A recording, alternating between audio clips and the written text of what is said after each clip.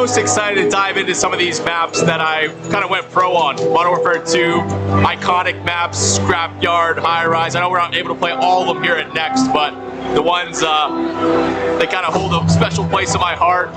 Get me on top of High Rise, get me on top of Favela, get me back on Rust on that tower, go to work. What perks from Call of Duty would you want in real life? Marathon Pro and combined with Lightweight Pro. Just be zipping and zooming everywhere. Are you kidding me? Triathlete right here.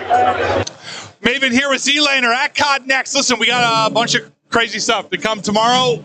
What's your number one? What are you excited to see? Warzone. I'm here for Warzone, baby. I mean, I'm here for everything. I'm excited for the multiplayer as well, but you guys know I'm here for the Warzone. I need to see a beautiful, some slide canceling in that Warzone gameplay, some movement, some speed. You know what I mean? Well, I think that's how a lot of the competitors feel for sure. It was an interesting year. We want to get back to the roots a little bit, and that's what a lot of this is about, like getting back to our roots. So, like, for you, when you think back to the early days, like, what's your first, like, memory of Call of Duty? Oh, man. Call of Duty 4, first game that got me started. After that, it was just World at War, and then every COD title from there on out, just growing up playing the game with friends. It was just a beautiful experience. And now to get to do that with all these people that create content for it. Me and my boy D were just talking about it before we got here, how we grew up watching so many of these creators come out to these events and do these things. And to get to now come and do these things is just so surreal. So, yeah, very excited. And obviously Call of Duty has become a career for you, but, like, more than that, what does it mean to you? Like, all the relationships you've made and stuff, it's become a big part of your life, right? Yeah, that's exactly what it means. It's just I think about all the friendships and relationships that I've been able to make because of this incredible game. That's from back in high school friends all the way till now to friends that I made throughout just making a career out of it. Yeah. Do you remember kind of your roots when you talk Call of Duty, like where it all started for you? Oh, absolutely. I just remember coming home from middle school and just grinding multiplayer. But when I first started streaming 2 years ago, the first game that I played was Warzone. And so it definitely holds a special place in my heart. Yeah, I was going to kind of ask that next. Like, for a lot of people here, it's been careers or it's been friendships, relationships. Like, Call of Duty has been much more than just a video game. What does Call of Duty mean to you, like, at its core? I mean, I think it's just the competition, and it just brings me back. It's like an addiction to the game, and I think no other game has done that for me, and I think they've really done a lot of innovation in Battle Royale, and I'm just really excited to see what they bring next. The one, the only Dr. Lupo. Sir, how you doing? I'm fantastic. I'm 36 years old. Managed to get out of bed this morning, so that's good. I'm 38, and it was hard. You look old as hell. I do. The lack of hair really makes me look far older. But hey, what are you most excited for? What do you want to see this weekend? I'm looking for more and more opportunities than we've ever had before for me to get probably overextend, get knocked, eliminated, and scream at my teammates for not carrying me. And then when we do win, taking 95% of the credit. So some changes to Warzone maybe is what you're looking for? That sounds like what we've been doing already. But yeah, if you want to call it that, sure. For you, what does COD mean to you? Like, you said you're 36, you've been playing for a long time. What does it mean to you? All right, first off, that hurts a lot, reminding me that I am that old. No, I think Call of Duty for a long time has been one of those games that brings friends together to do silly crap or run around having fun in multiplayer or scream at each other in Warzone when people aren't pulling their weight. The banter is always like number one. Well, hey, I appreciate it. Have fun, man. Thanks. Awesome to see you.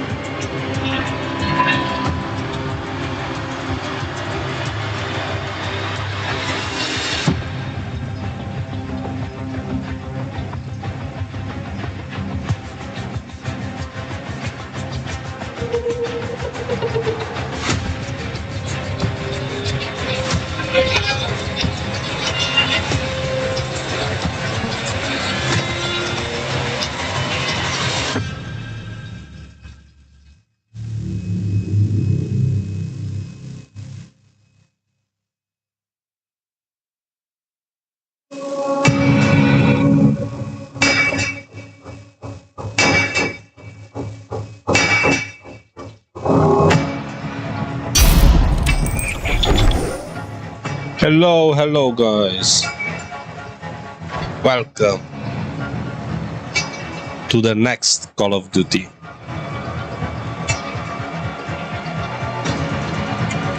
So grab your popcorn, grab your drinks, and let's see what's next.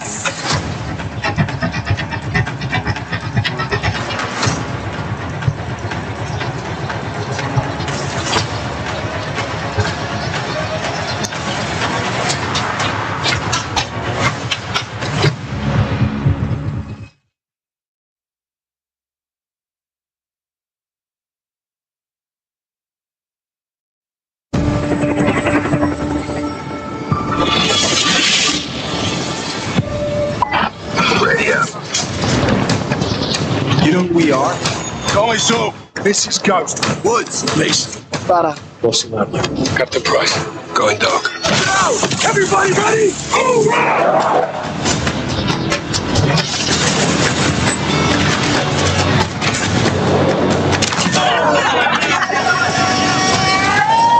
On target. 15 seconds out. I just got Call of Duty.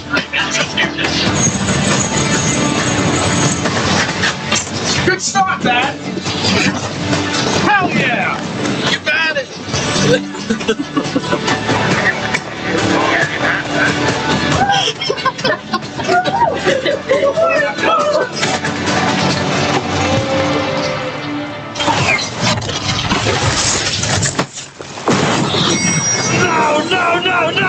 No!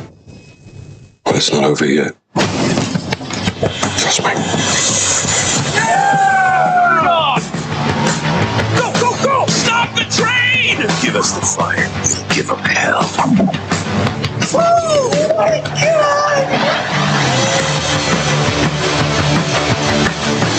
Oh my god, that was sick! Oh my god!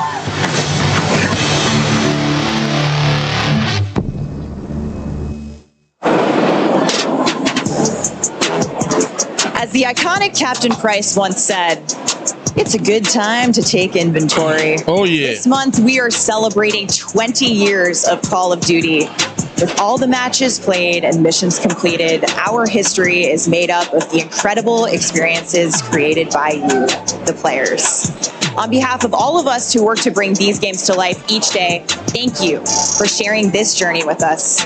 We have some amazing in-game rewards we will be announcing later in the show. O să fie For ceva now, părți. we wanted to take a moment to reflect.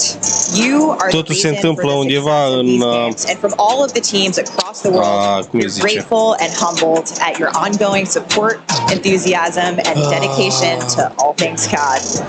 While we celebrate this milestone, we are also looking ahead to the next chapter of awesome moments together.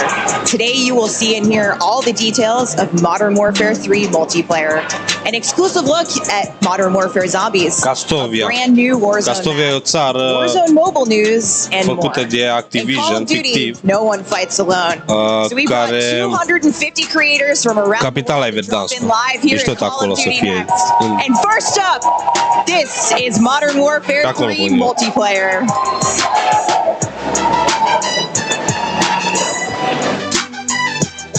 O să vedem acum. Dar după trailer nu arată. Ca și, uite, Castovia. Ai High Rise care în Verdansk nu a fost. So like a last, I'm spilling these rats long as you feel them to the day that I drop. You'll never say that I'm not. You're coming with me, feel it or not. You're gonna fear it like I stuck to the Hello, Alexander.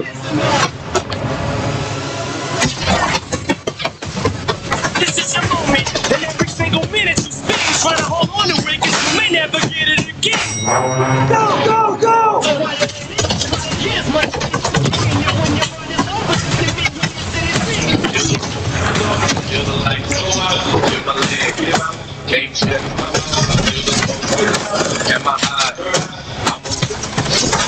so this is like a full-blown attack. I'm launching at him. The track is on some battling raps who want some static. 'Cause I don't really think it's the fact that I'm still ahead of the black and platinum status. It's whack if I'm not the baddest.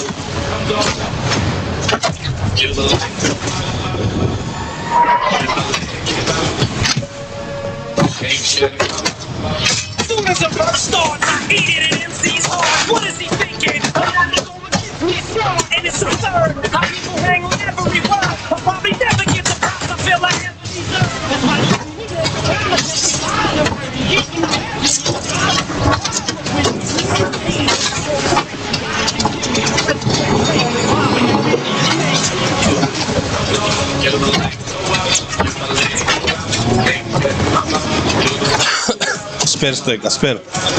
Dar uite, armă de la anime. Hai să fim serioși, adică...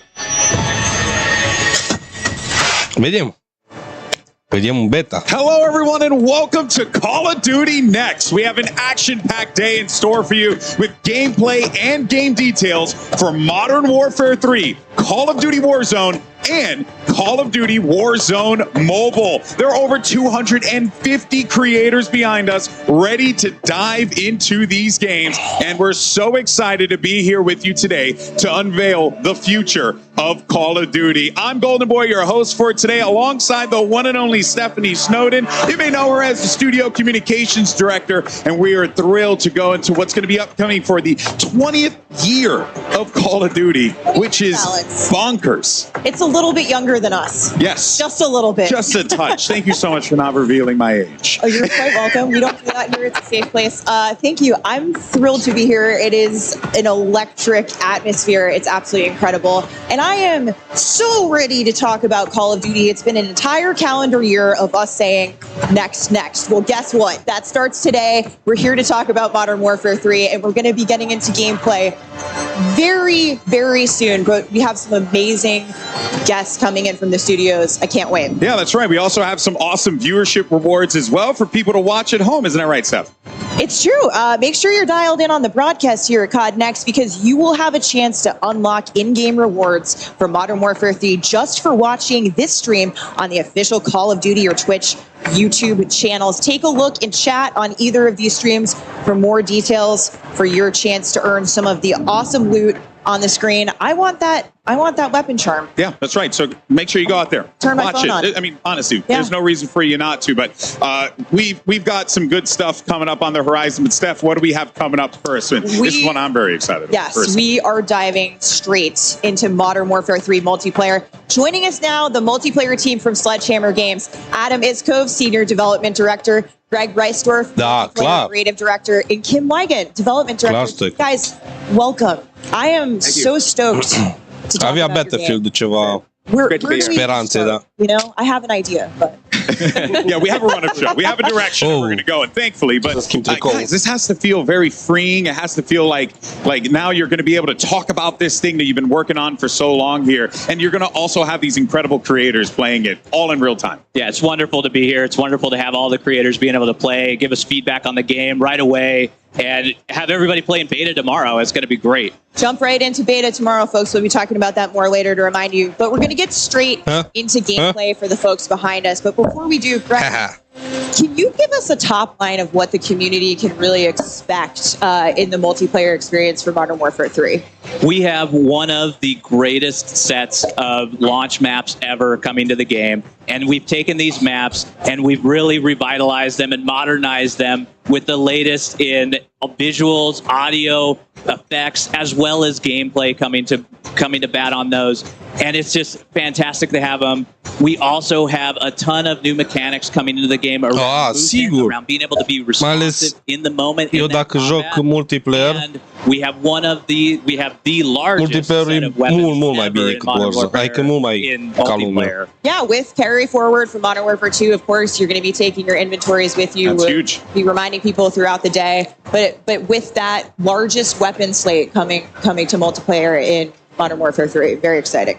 Very exciting stuff. Yeah, no, I'm looking forward to seeing as soon as our gamers all just decided to load up and get into the action. It's going to be really pumped. We're going to be all really pumped to just see it because I had a chance to play it and I really did enjoy it. I really did enjoy it. So, I mean, credit to you guys for making something that is not just fun, but also brings back a very familiar feeling for old heads like myself that just, like me some good old fashioned boots on ground COD. Thank you. That is awesome. We play it every day, and every day I come in, I'm excited to play it. I'm excited to get in there and just grind away. Yeah, and each year, with the franchise, we intend to take a step forward.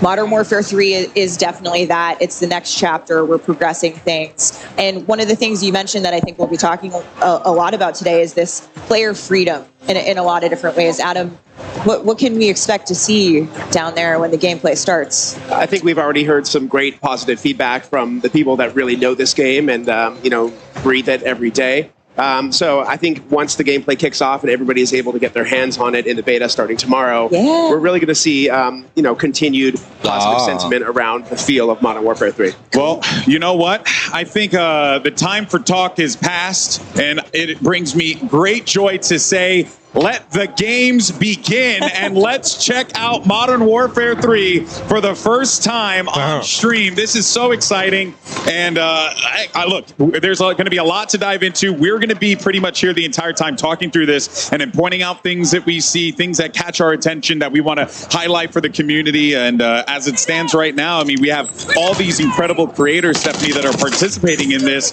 and you know that they're loving every minute of it. Playing some Confirm with the homies, always a good time. Yeah, I think we want to start off with talking about maps. There's so much to talk about, but let's start small for today. We're going to be playing 5 maps here, and those are the 5 multiplayer Core 6v6 maps that are in beta. Greg, you want to take us through what we're going to see? Yeah, of course. Well, right now we're watching a little bit of Skid Row, and that is, a great map. Iconic. We have Rust here, and again, Rust is. There's so much happening in these maps, and Adam, what else are we seeing? What else are we going to have in the beta? Well, so Favela. As Stephanie mentioned, today we're playing 5 of the 16 Core 6v6s that we're launching on day 1 with Modern Warfare 3. So we're talking Favela, Estate, Rust, Skid Row, High Rise, all of which are stone cold classics that we've modernized to accommodate the Modern Warfare 3 updated player mechanics and movement and gameplay and weapon feel. So I'm really excited to get a little taste of what's going to be in the beta, and then give players some excitement around what's launching on day 1. It's really fun for me, as I had mentioned previously, having played and competed way back in the day in Modern Warfare 2 and stuff, and seeing these maps return again. Because, I look at Favela and I remember, a long time ago, and Clayster eliminated me from a Game Battles tournament and absolutely bopped me in the middle, in front of all my friends. He doesn't remember it, but I remember it for the rest of my life. That's all that matters. Favela holds a special place in my heart, for sure. I think the coolest thing for me is dropping into a brand new set of maps, but having enough familiarity. I know right where I am, right? But a lot of what we've done and what we're going to see today are these great sledgehammer touches that you guys have brought to these maps, made modern for Modern Warfare 3. That's right. We've stayed true to the original level design and layout of the original maps. So if you remember some sweet spots, some lines of sight from the originals, those are still going to be there. But we've also made some adjustments to just make them feel better for Modern Warfare 3's player movement and weapon feel. And we feel like it's a really happy medium and a great balance between the two. Here's my personal favorite, Kim. Agreed. I would like to talk to you about this. Fellow high-rise stands, where are you at? I know you're back here. I see players are already figuring out some of the Easter eggs of the original maps and how to get back into it. Oh, yeah. Well, there was only one way to try and take over Bombsite and S&D. You had to hit the little catwalk on the opening of the map. Come on, guys. Everybody, yesterday, I saw all the creators at the red carpet event. They're all like, I'm sniping off the map. I'm sniping off the ladder on high res. Watch me. I'm a 360 off it. I'm like, oh, here we go. We're already there. It was so important to us to keep all of those opening moves that you remember from back in the day, and being able to have those in the game, but also have this modernization of the movement, how we're able to work with the high mantles in the game now, all of this stuff that we're watching in high res. You can now go over a lot of this with mantles, and you can go over, you can use your slide canceling, you could do all of that. Well, I was going to ask about that. Did that create a layer of, maybe some complexity with the slide canceling and stuff like that, like trying to ensure that the maps don't get just completely turned upside down on its head? It does. And one of the things about these maps is these maps were made 14 years ago, and to have that, we had to make them ready to go for 2023, right? We've added that modernization to them, to what gamers expect, to what our Call of Duty game design changed a lot in those years. Yeah, it is, and you have to bring everything up to the standard of today. And when we've gone through and we've maintained a lot of that within these maps, and there's a few places where we've had to make exceptions for that, but for the most part, you can go in, those lines of sights that were there are still there, and you're going to have fun. You're going to be able to do those opening moves, those opening snipe shots, especially in high rise, just off the bat. Yeah, no, that's awesome. And keeping that conversation going, what are the maps like? Because I know there's going to be more down the line. Oh, right? for sure. Let's talk about the launch maps. Yeah. So in addition to these 5 that we're playing today, day 1 on launch, we're going to get the rest of the 16 OGs from 2009. So we're talking Karachi, Invasion, Afghan, Yeah. Glory, Skid Row. Sub base, rundown. Yeah, like it's all there and on and on. Oh, we got the scrap. Yeah, so we're super excited to be bringing those. And in addition to those OGs, we have some new Ground War maps that we're launching too. Yeah. So we have 3 Ground War maps that are brand new, which is the traditional like 32v32 vehicle gameplay. Yeah, so that's going to be an awesome alternative for people if they want to take a break from 6v6 or just mash it up. Like want to go bigger, but you don't necessarily want to dive fully into Warzone. You have Ground War. That is so for people like me who like big, crazy, like huge battles. Like this is so exciting. Yeah. Ground War is a great mode for that. And aside from Ground War, I'm excited to say that there is another mode coming back that many of us know and love originally from Call of Duty World War II. And that is War Mode. That's right. Wow. Yeah, we are super. I mean, War Mode holds a special place in my heart, too, from 2017. It's a brand new map that's launching on day 1 as well. It's got the attacker-defender gameplay that we remember from the mode, the linear objectives, the buildables, the scripted events. It's really exciting to see that be part of our day 1 launch slate as well. Awesome. So we've got Ground War, we've got Core 6v6, we've got War Mode, and a little something we're going to get to later in the show, a brand new mode coming to multiplayer that will be available at launch and also playable in the beta. That's right. Yeah. Very exciting stuff. Yeah, it's really so cool to see a lot of these players get back to the roots, because you can even see it. Like something I always enjoyed about a lot of these like big reveal events, right, is everyone loads in, they're discovering these maps for the first time, they're seeing them with fresh eyes. But here, that's not the case. We got a lot of familiarity here, and now the fresh eyes are going to be like, what did they add? What did they contribute to like make this into their own vision of a map? But I do appreciate as a competitive guy that you guys really focused on keeping the core of the maps. We love these maps. Like these are. We've adopted these maps internally at Sledgehammer. We treat them as our own, and we've gone through every nook and cranny, understanding them, understanding where all of the Easter eggs are, where all the line sites are. We have tons and tons of PowerPoints about it that just allow us to go through and really understand what makes these maps work. And then what we've done is we've taken that nostalgia and we've also added that modernization of spice on top of it, that when you're playing these, when you're coming back to them, it is familiar, but also new at the same time, where you're now able to mantle over things that you were never able to get to. You're able to get up on top of things. Right here, we're watching. There we go. There it is. I live here. Yeah, right on. Yeah. And to Greg's point too, when these maps first came out in 2009, Hardpoint did not exist. Kill Confirm did not exist. So those are brand new modes for these maps that were never experienced. Well, I'm interested to see how those modes potentially elevate some of these maps that maybe were less played like competitively or even casually back in the day. Whole new experience. Whole new experience. Whole new experience. You have some of those maps, those larger maps in Modern Warfare 209, like Derail and Underpass, and those play fantastic when you get into 10v10 or 12v12. We've had those modes are coming. They're going to come out after launch.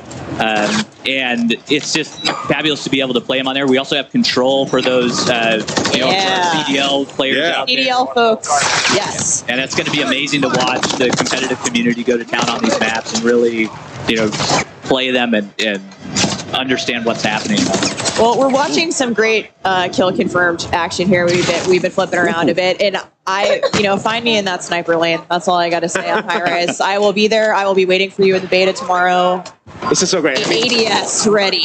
I know we've been talking a lot about the 20-year anniversary of Call of Duty, but what better way to celebrate that than with these dropping all of these 16 day 1. We're looking at High Rise in 2023. And it's so cool. I'm just going to take a moment to appreciate that. It's not every day that you get to not just go back and relive things that you enjoyed so much growing up, but then also there are some streamers here who are younger than Call of Duty's launch, 20 years ago. So they're going to get to experience this really with a fresh coat of paint for the first time ever. That has to feel quite liberating for you guys, wouldn't you say? Oh, yeah.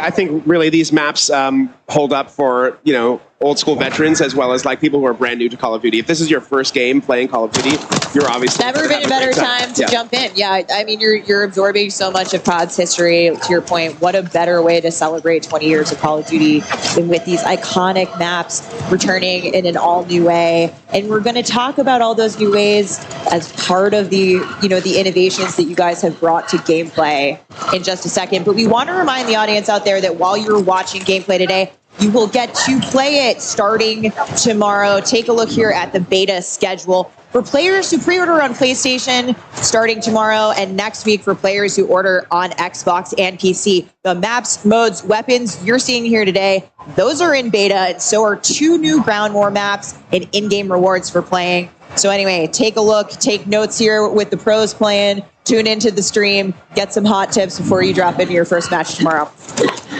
That's right.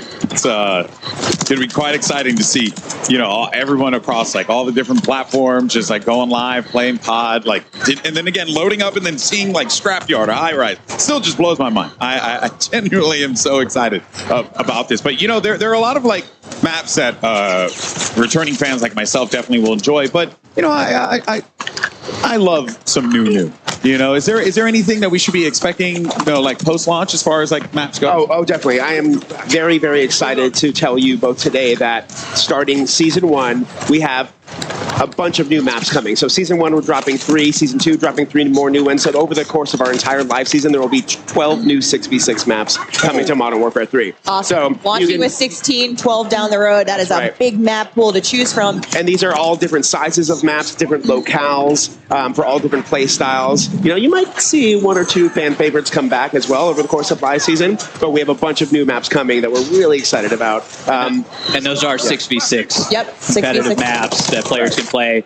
There are other maps in there as well that we'll talk about once we get into the live season, but 6v6 core maps. Stay tuned. Right off the bat. Brand new. And guess what? With all of those maps, it's back.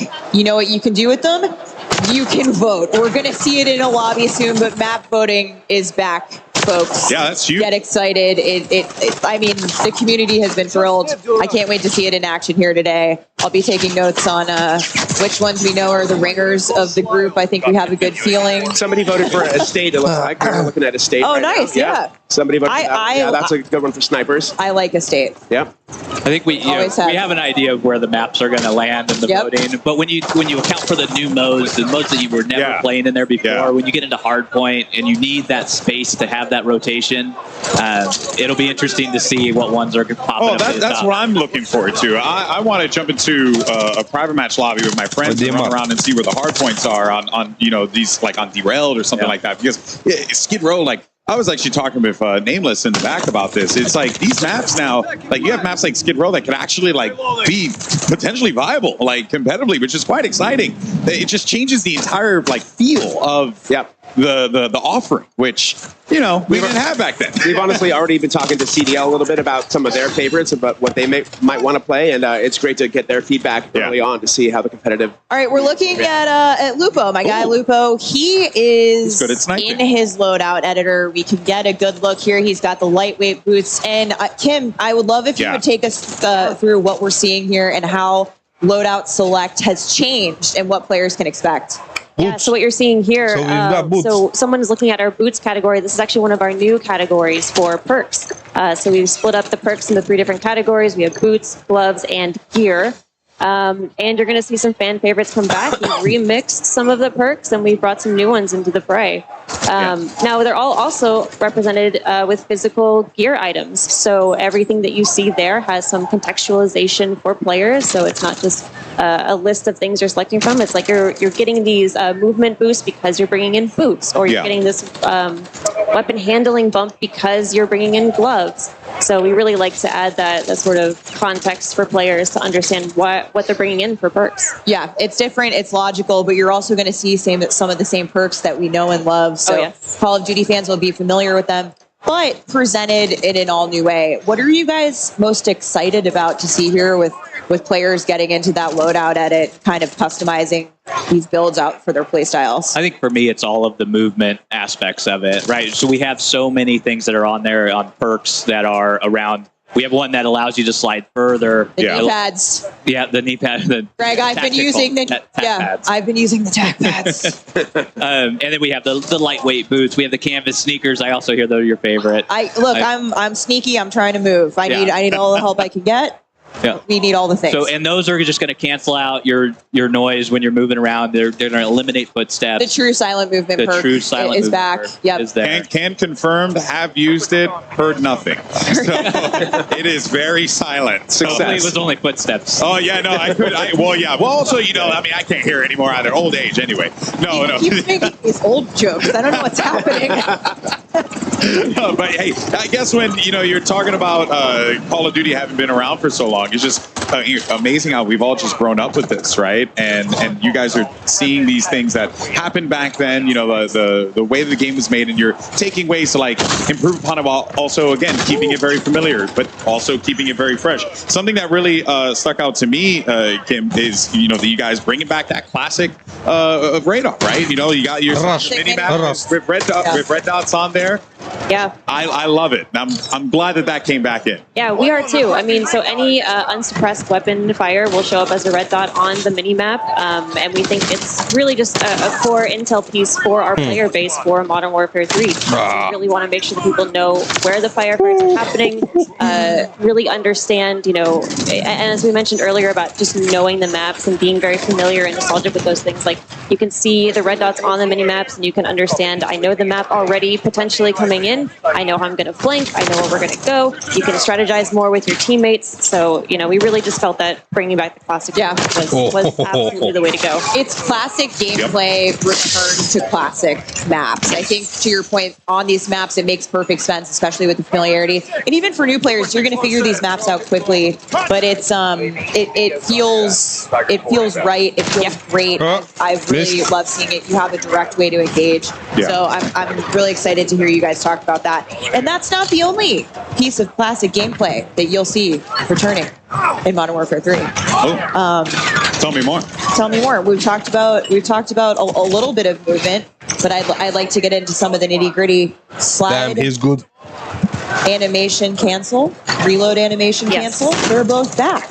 Yeah. So we felt really strongly about bringing back slide cancel and reload cancel. And in both of those things, really the core was we wanted players to feel responsive and feel like they had a lot of options. So we know that when you commit to doing a slide, you're stuck on a pretty linear trajectory. We know that when you're doing a reload, some of those weapons have really long reloads. It's a real big commitment. So even after doing that, we wanted to make sure that players had the choice to cancel out of that because we know things change moment to moment so quickly in these battles. And it felt right, and we're just so happy that we have it back in. And we know that I think we feel that players are really going to be happy these things are back in. Awesome. We're going to see it a lot here today. I'm sure we have our movement kings and queens getting around the map in new and interesting ways. Now, Greg, time to kill or TTK. Always a hot topic with our players, with our community. It's complex. It has a lot of different moving pieces when we talk about it. Can you give us details on what to expect in terms of time to kill for Modern Warfare 3? Yes, I can. I can give you the exact details. Yes, you can. Yeah. This is the guy. Only the exact details. Only the exact details. So rather than 100 health, we have 150 health across all of our players. So that's got parity with Warzone. So that is parity with Warzone, what's currently live in Warzone. Yep. And it'll also carry over into Modern Warfare 3 Season 1 as well. And what we've also done with that time to kill, so what you're going to notice is it's much more consistent across the board. So we've eliminated some of these spikes that we've had in the past because our modifiers, so we have modifiers on when you get a headshot, it does more damage. When you do a limb shot, it does less damage. So we've kind of normalized those and closed the gap between them. And what that allows for you as a player is you're able to really have this experience where it's consistent. So when you're putting bullets on target, it is now like you get that feeling, you get that rhythm back into your gameplay. And you're able to go from combat to combat and start to feel that pace of combat, especially with our hit markers now. Like the sound effect, if you haven't had a chance to listen to them, like they're fantastic. The audio team's done a great job with them. Hit markers we have also fantastic. Yeah, hit marker visuals as well. So you're also notice that headshot hit marker.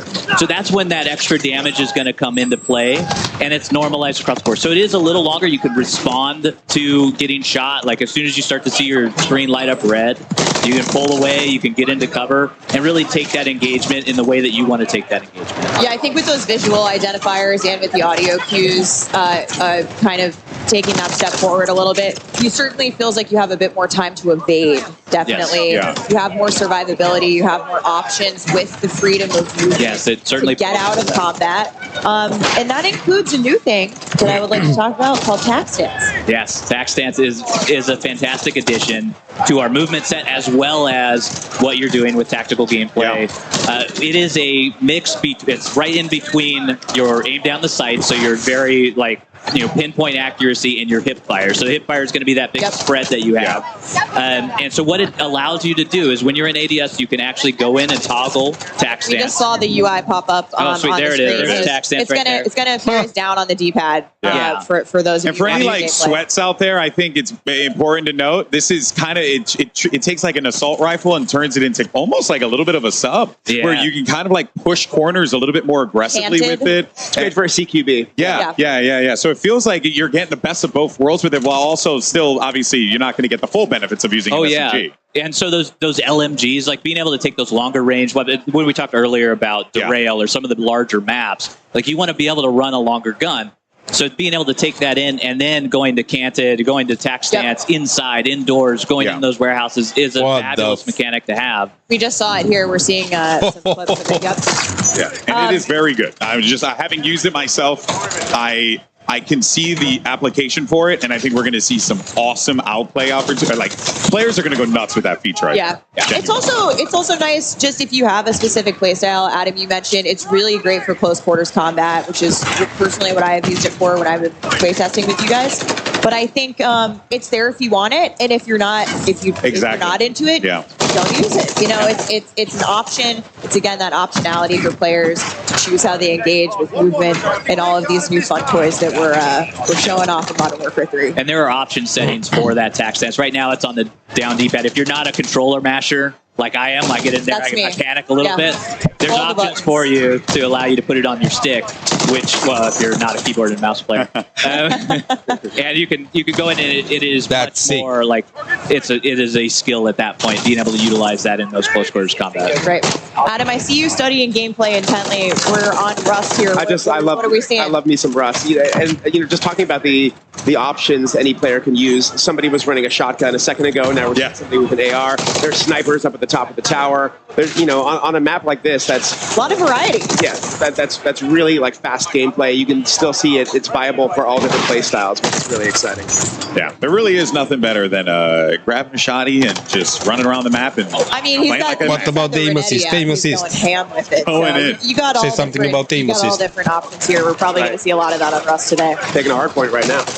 Well, this has been really fun to check out, and we have plenty more to watch, without a doubt here. But we're going to take a quick break from the gameplay for a brief second. We actually wanted to mention an awesome partnership between Call of Duty and the Hundreds. Now, you're taking a look here. We should be seeing in a moment at a limited edition Call of Duty Hundreds clothing line, and you have a chance to win one of these 50 sets. So simple. All you got to do is follow at Call of Duty on X or Twitter, and make sure you tweet or post hashtag CODNext and hashtag sweepstakes for a chance to win one of 50 sets of the Ghost Bomb collection. So follow the channel, tweet the hashtags for a chance to win a set from this awesome lineup. And let's just go ahead and jump right back to the gameplay. And Greg, we'll toss one over to you here. So for anyone who has been playing Modern Warfare 2, right? We now know like their inventory. That's going to be making its way over to this game, which is really, really cool. And it creates that like value for that player. Like, hey, my time here was worthwhile. Exactly. And it is all about honoring the player investment for us. Like we call this carry forward. We talked a little bit about it before. We had some blog posts about it. But with carry forward, all of your investment into Modern Warfare 2 is coming over into Modern Warfare 3. So any weapon that you unlock is available for you day one in Modern Warfare 3. So you can go ahead and use that any operator that you've purchased or that you've unlocked as well. So if you got that spawn operator from Season 6. The Season 6 Battle Pass is coming with us. It's there. It's there at day one, and it's fantastic to have even all of those blueprints and everything coming in. With your weapon level as well is available. All of your attachments, your camos are there. If you completed your mastery camos, you got your Orion. That's coming with. But don't worry, the grind is still there for the Modern Warfare 3 weapons because it has its own set of completionist camos as well that you can go in and grind your heart out for those and go ahead and get those, in the game. Yeah, we're going to talk about some of the other new challenges coming to Modern Warfare 3 in a little bit, but exciting to hear that the camo grind is real. We'll be back on it before we know it. More to come soon. Oh yeah, more to come. I love it. More to come soon. So ominous. News at 6. Well, speaking of weapons, though, I love the fact that we're going to get carried forward. I like the fact that there's plenty as we're seeing here. What other new weapons might we be treated to? I guess moving forward here. We have a bunch of new weapons coming in Modern Warfare 3. We have over 30 new weapons that you can experience, level, get new attachments for them. We have new global attachments as well that are available that you can use across all of your weapons. Wow. Yeah, even the Modern Warfare 2 weapons. And then we have 20 plus operators that are there for you to unlock and be able to use and experience. If you don't mind me asking, how it must have been a fun challenge to take those weapons from MW2 and then bring them over to MW3 and really try. Oh yeah, it's been a fun challenge. Yeah, that's one way to put it. Yeah, it's been great, and being able to have all of those weapons and being able to have your arsenal come with you is an amazing experience. I feel like it was important to you guys to have that. It is. It's very important for us to honor our players and be able to, take all of that. But you spent a year in this game. We need to bring that into the next game and allow you to be able to experience it and have fun and not set you back all the way. We still have 1 to 55. You're going to be able to level that again.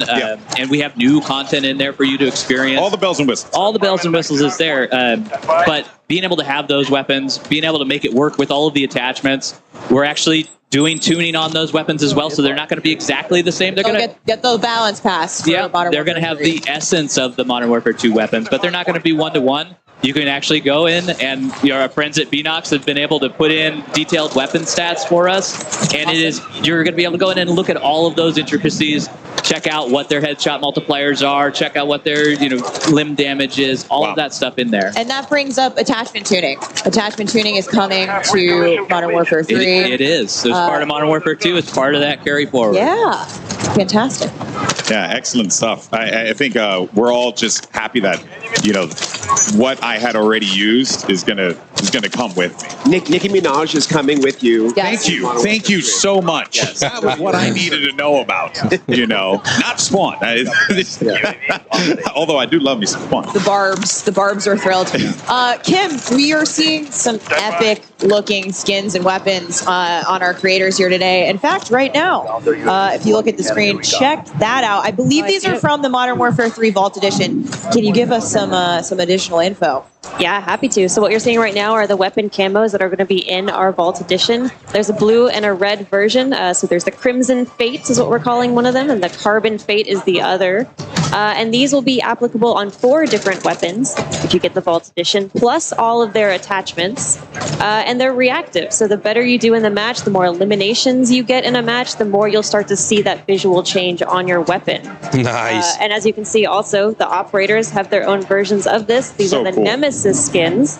So there is a blue version and a red version there. The blue version goes on Price and Ghost, and the red version goes on Warden and Makarov. Those are the 4 operators that get these skins. Same reactive tech, so you're going to see a little bit of the silver, metallic, shiny looking skin come up on the hands and the torso, the better you do in the match. I've seen a lot of Warden hype on the internet, so I think people are really excited to see her in action, and that skin in particular is awesome. But one thing about the reactive skins, to your point, these are performance driven, so that effect actually will scale back if you stop getting kills, guys. Yep, exactly. Yeah, got to do well. You want to see the fun stuff on screen. Yeah, we need you to perform. So those will be awesome. People will be popping off having having these awesome effects go around the map as well. And of course, those are in the Vault Edition. Yeah, and you know, speaking of the weapons and diving into it a little bit more, I understand as well that there is also a new system that you guys have on top of that with the aftermarket parts, right? Which that, if we could dive a little bit more into that, because that sounded really fascinating to kind of like make guns play in a different way just off of one part alone. Yeah, it is. Here we're seeing a little bit of it where this is our LMG that has a bullpup conversion to it. So they're full conversion kits that allow these weapons to really go cross-class and to change up. They are meaningful, powerful changes. To that's a Renetti. That's a Renetti that is actually turning into an SMG with this conversion kit. It's like a 3D printed part on there. No secondary. No secondary. So what you do not, like we have a gunner vest that allows you to take a primary as a secondary. You do not need to take that if you're swapping out your Renetti for that aftermarket part to make it into an SMG. And one of the coolest things is how you unlock these amps. So we're going to see, we call them amps. We love acronyms here, guys. So we have 2 amps that are coming to beta, I believe. But how you're going to unlock them at launch and beyond. You want to talk a little bit about those challenges? Yeah, so in beta, they unlock a little differently than they do at launch. So at launch, they're actually, we have a new system called Weekly Challenges. It is pretty much exactly as it sounds. There are challenges, a group of challenges that we release weekly. I was worried it was like bi-weekly for a moment. Yeah. Trick question. Yeah. Thankfully, it is every week. And then the reward for getting all of those challenges for that week is an aftermarket part. So the first 3 weeks that the game is out, we have an aftermarket part reward for those, completing those challenges. You can then take that aftermarket part into the game and use that. I think too, again, it just, the through line with Modern Warfare 3, this is player choice, is player freedom. It's on, this new way to customize the experience and let the player kind of choose the way to have that, their own play style reflected in those guns, using the amps. It's super exciting.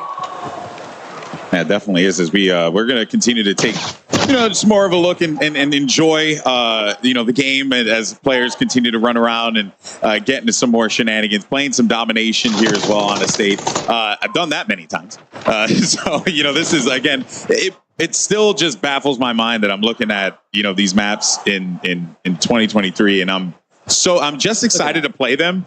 Yeah, and even the movement. I'm just excited to play them then as I am now, like that is such a wonderful feeling to have.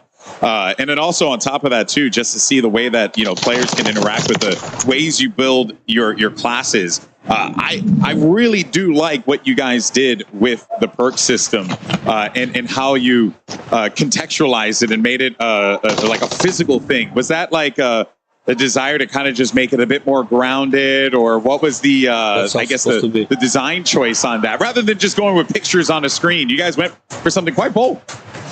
Yeah, I mean, I think it really was a big part of the context for the players. It's not just a UI menu with choices, that were sort of ambiguous. It was a little bit, we wanted to make sure that you brought in your fighting load carrier, right? Your FLC was what we talked about, internally is this thing where every piece of gear that you brought in did something meaningful for your loadout selection.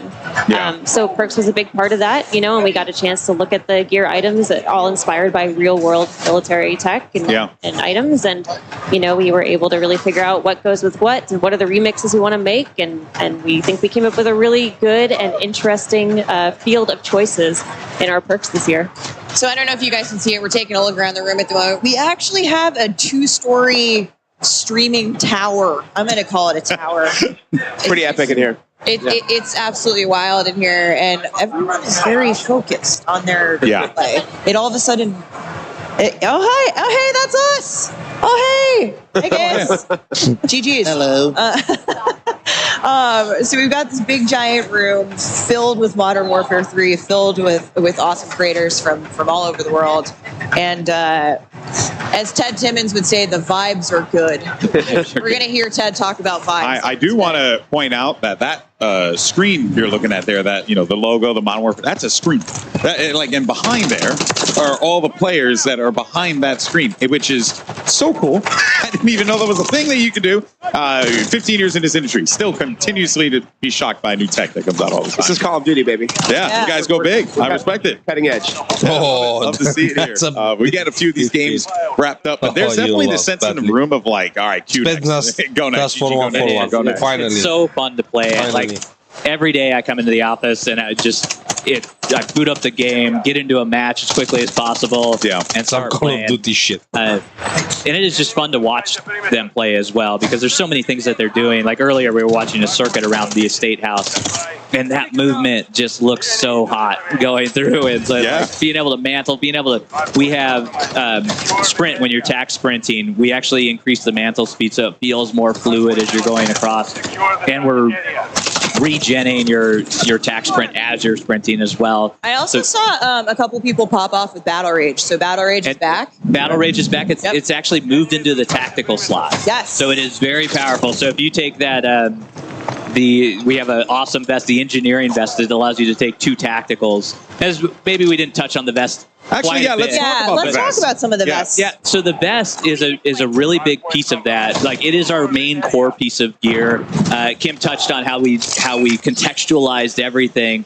That vest is we're contextualizing what you're actually putting into the game. So it's going to dictate what your tacticals, what tactical slots you have, how many you can take, how many lethals you can take, how many well you get 1 boot and you get one glove. Yeah. So you can't take multiple gloves. But how many gear slots you can actually have. So with the engineering vest that I just mentioned, you're getting 2 tacticals that you can take. At the cost of your lethal. At the cost of your lethal, and you also gain another gear slot. Awesome. And that gear slot is super important because that gear slot is where all of your intelligence perks lie. So those are things like what we used to call hardline or high alert sit in that slot, and now you can take both of them at the same time and really have that advantage. Awesome. If there are 4 vests to choose from at the moment, I believe. Correct. In beta, there are 4, yeah. So in beta, there are 4. Expect to see those tomorrow. Infantry vest, engineer vest. Seen a lot of people running infantry vests today. In fact, right here at the moment, we just got a peek at the loadout. That is going to allow your tack sprint to regen faster. It is the core. Like if you're familiar with Call of Duty, I imagine most of our people watching are. That is your core loadout. So you have your your normal 3 perks, and you get your tactical, lethal, primary, secondary. And what's cool about the vests is they actually have perks baked into them. So with the infantry vest baked in right away, you're getting that tack sprint refresh even faster. And also a little bit of an extended time there. And one of the things that we've done across the board is we've increased that tack sprint, and we've also allowed you to have much more faster ADS strafe speeds as well in there. Yeah, I do like how you guys have managed to take a lot of the vests and stuff and then make it also combined with other things or like really have everything kind of synergized together and have you create like the optimal build here. It's quite customizable. And it's really helped out a lot with how we balance the game in that sense. Because now what we've done is we've let you take more than we normally do, but we've also balanced that out with what you can't take in that same moment. There are trade-offs, very clear trade-offs. I think what you're talking about, selecting the vest, selecting the boots, it's going to come at a cost, and that's where the balance lies. Yeah, and we love that we are going into these matches. You're making decisions. You have to make those decisions before you go in. And really, have consequences if you're choosing wrong, and learn from it and go back and make new decisions. So I can't change those in match, correct? You can change them. I can't change that was a trick. The consequences. The consequences are, go hide we want you to be in I was control. like, what? You'll still have to live with the consequences of your actions. I always for do. that moment. They've been haunting me for years now. Let's talk. I haven't seen anybody get one yet. I've seen a couple of streaks pop off, but I'm wondering about kill streaks. If we have any personal favorites at the desk here. Well, for sure. I mean, the equipment selection we have in Modern Warfare 3 is so much fun. I think my personal favorite, we'll start with the Breacher drone, which is actually a lethal. It's in your lethal slot. So it's basically a handheld drone that you pull out, and it's just slow flying down a hallway. You can clear dom points, hard points, and wipe out an entire enemy squad with it. You want a 4-piece? Equip the Breacher drone. Yeah, that's your option. It'll explode on impact. The counter to that one, though, it's slow moving enough. You can shoot it down if you see the sky coming at you. There you go. So in addition to that, we have a Mosquito drone, which you shoot into the air, and it basically encircles an area and then dive bombs an enemy when an enemy approaches the area. I will, in fact, say that my experience with the Mosquito drone has been quite as annoying as a real mosquito. They plague me in matches when I've play tested, and so I'm Yeah, yeah. You have headphones on. Tricky, turn them up, yeah. because that's how you know Hear it's that coming. thing coming, yeah. Right. We have something called the ACS, which is affectionately called the capture bot on the dev team. So it's basically this box that you throw down on a dom point or hard point, and it'll capture the point for you. So you can hang back and get in cover, and then let it capture the point for you. So when enemies come to try to take it, you can take them out from behind cover. So just yesterday, I had an awesome match where I put down an ACS on a dom point and then shot a mosquito drone in the air that it was patrolling. So I just like hung back and watched the whole thing unfold. An enemy rolled in there to try to get my ACS out, and then the mosquito drone got it, and I didn't have to do anything. I was just like, that's right. That's all my equipment doing You're the like, I work have for me. crafted the master plan to capture this point. I was pretty proud of myself. It was pretty epic. And then you went on to drop a nuke and have a big game. You know? Yeah. Not that good yet, but okay, all right. He drops 100 and shipment, guys. Don't believe it. No, it was an awesome moment. So yeah, we just have a bunch of fun stuff coming in terms of lethals, tacticals, field equipment, streaks. We have the Guardian that gets a lot of love. It's basically, this thing that you put down that's an area of denial tool. If you can just, it really limits enemies' movement when they run into the beam that it shoots out. It doesn't actually eliminate players. For those of you who are going to stay tuned for Warzone later, which is hopefully all of you, I think we're going to see a lot of the Guardian in Battle Royale later. But it is that aerial denial, not necessarily getting the eliminations, but eliminating the players who are affected by the Guardian. It's almost like a stun grenade. Yeah. And we have something called the comm scrambler that you throw down, and it's basically, it creates like the ghost perk in a certain area. So, it wipes out enemy communication. So enemy UAVs won't work.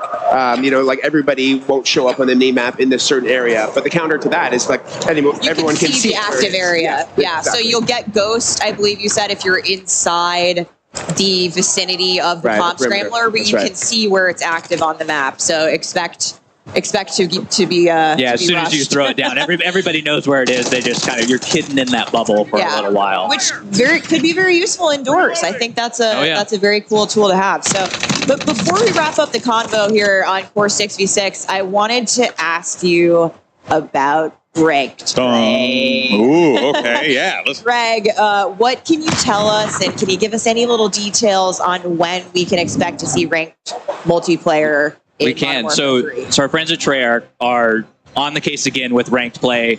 They do a fantastic job with it. We love partnering with them on it. And they're going to bring that experience, update it, modernize it from Modern Warfare 2, bring that forward, and then for Season 1.5, which is mid-season one. Sometime during Season 1. We will have it out, and that's when it's going to launch, because we want enough time where players can get familiar with everything, they can understand what's happening within the game, and start to build those restrictions within the game. And you can find out more from Treyarch as we go through development. As we get closer, we're going to be talking more about it, but excited to say that later in Season 1, we'll have a ranked play coming to multiplayer in Modern Warfare 3. But that wraps up our Core 6v6 gameplay for the day. We're going to see the folks behind us switch over. We've got an exciting new mode to talk about that we're going to get to here in a second. It's called Cutthroat. It is awesome.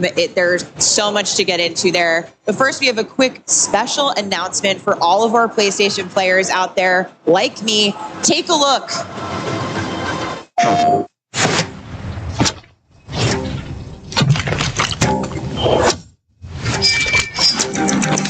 When they speak of me, they want to lock your doors. Same in your. Enemy contact! Move! That's cute.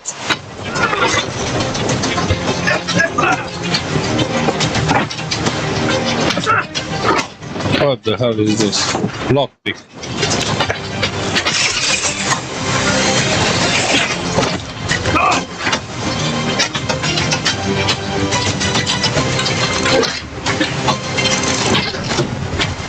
I've never found a lock.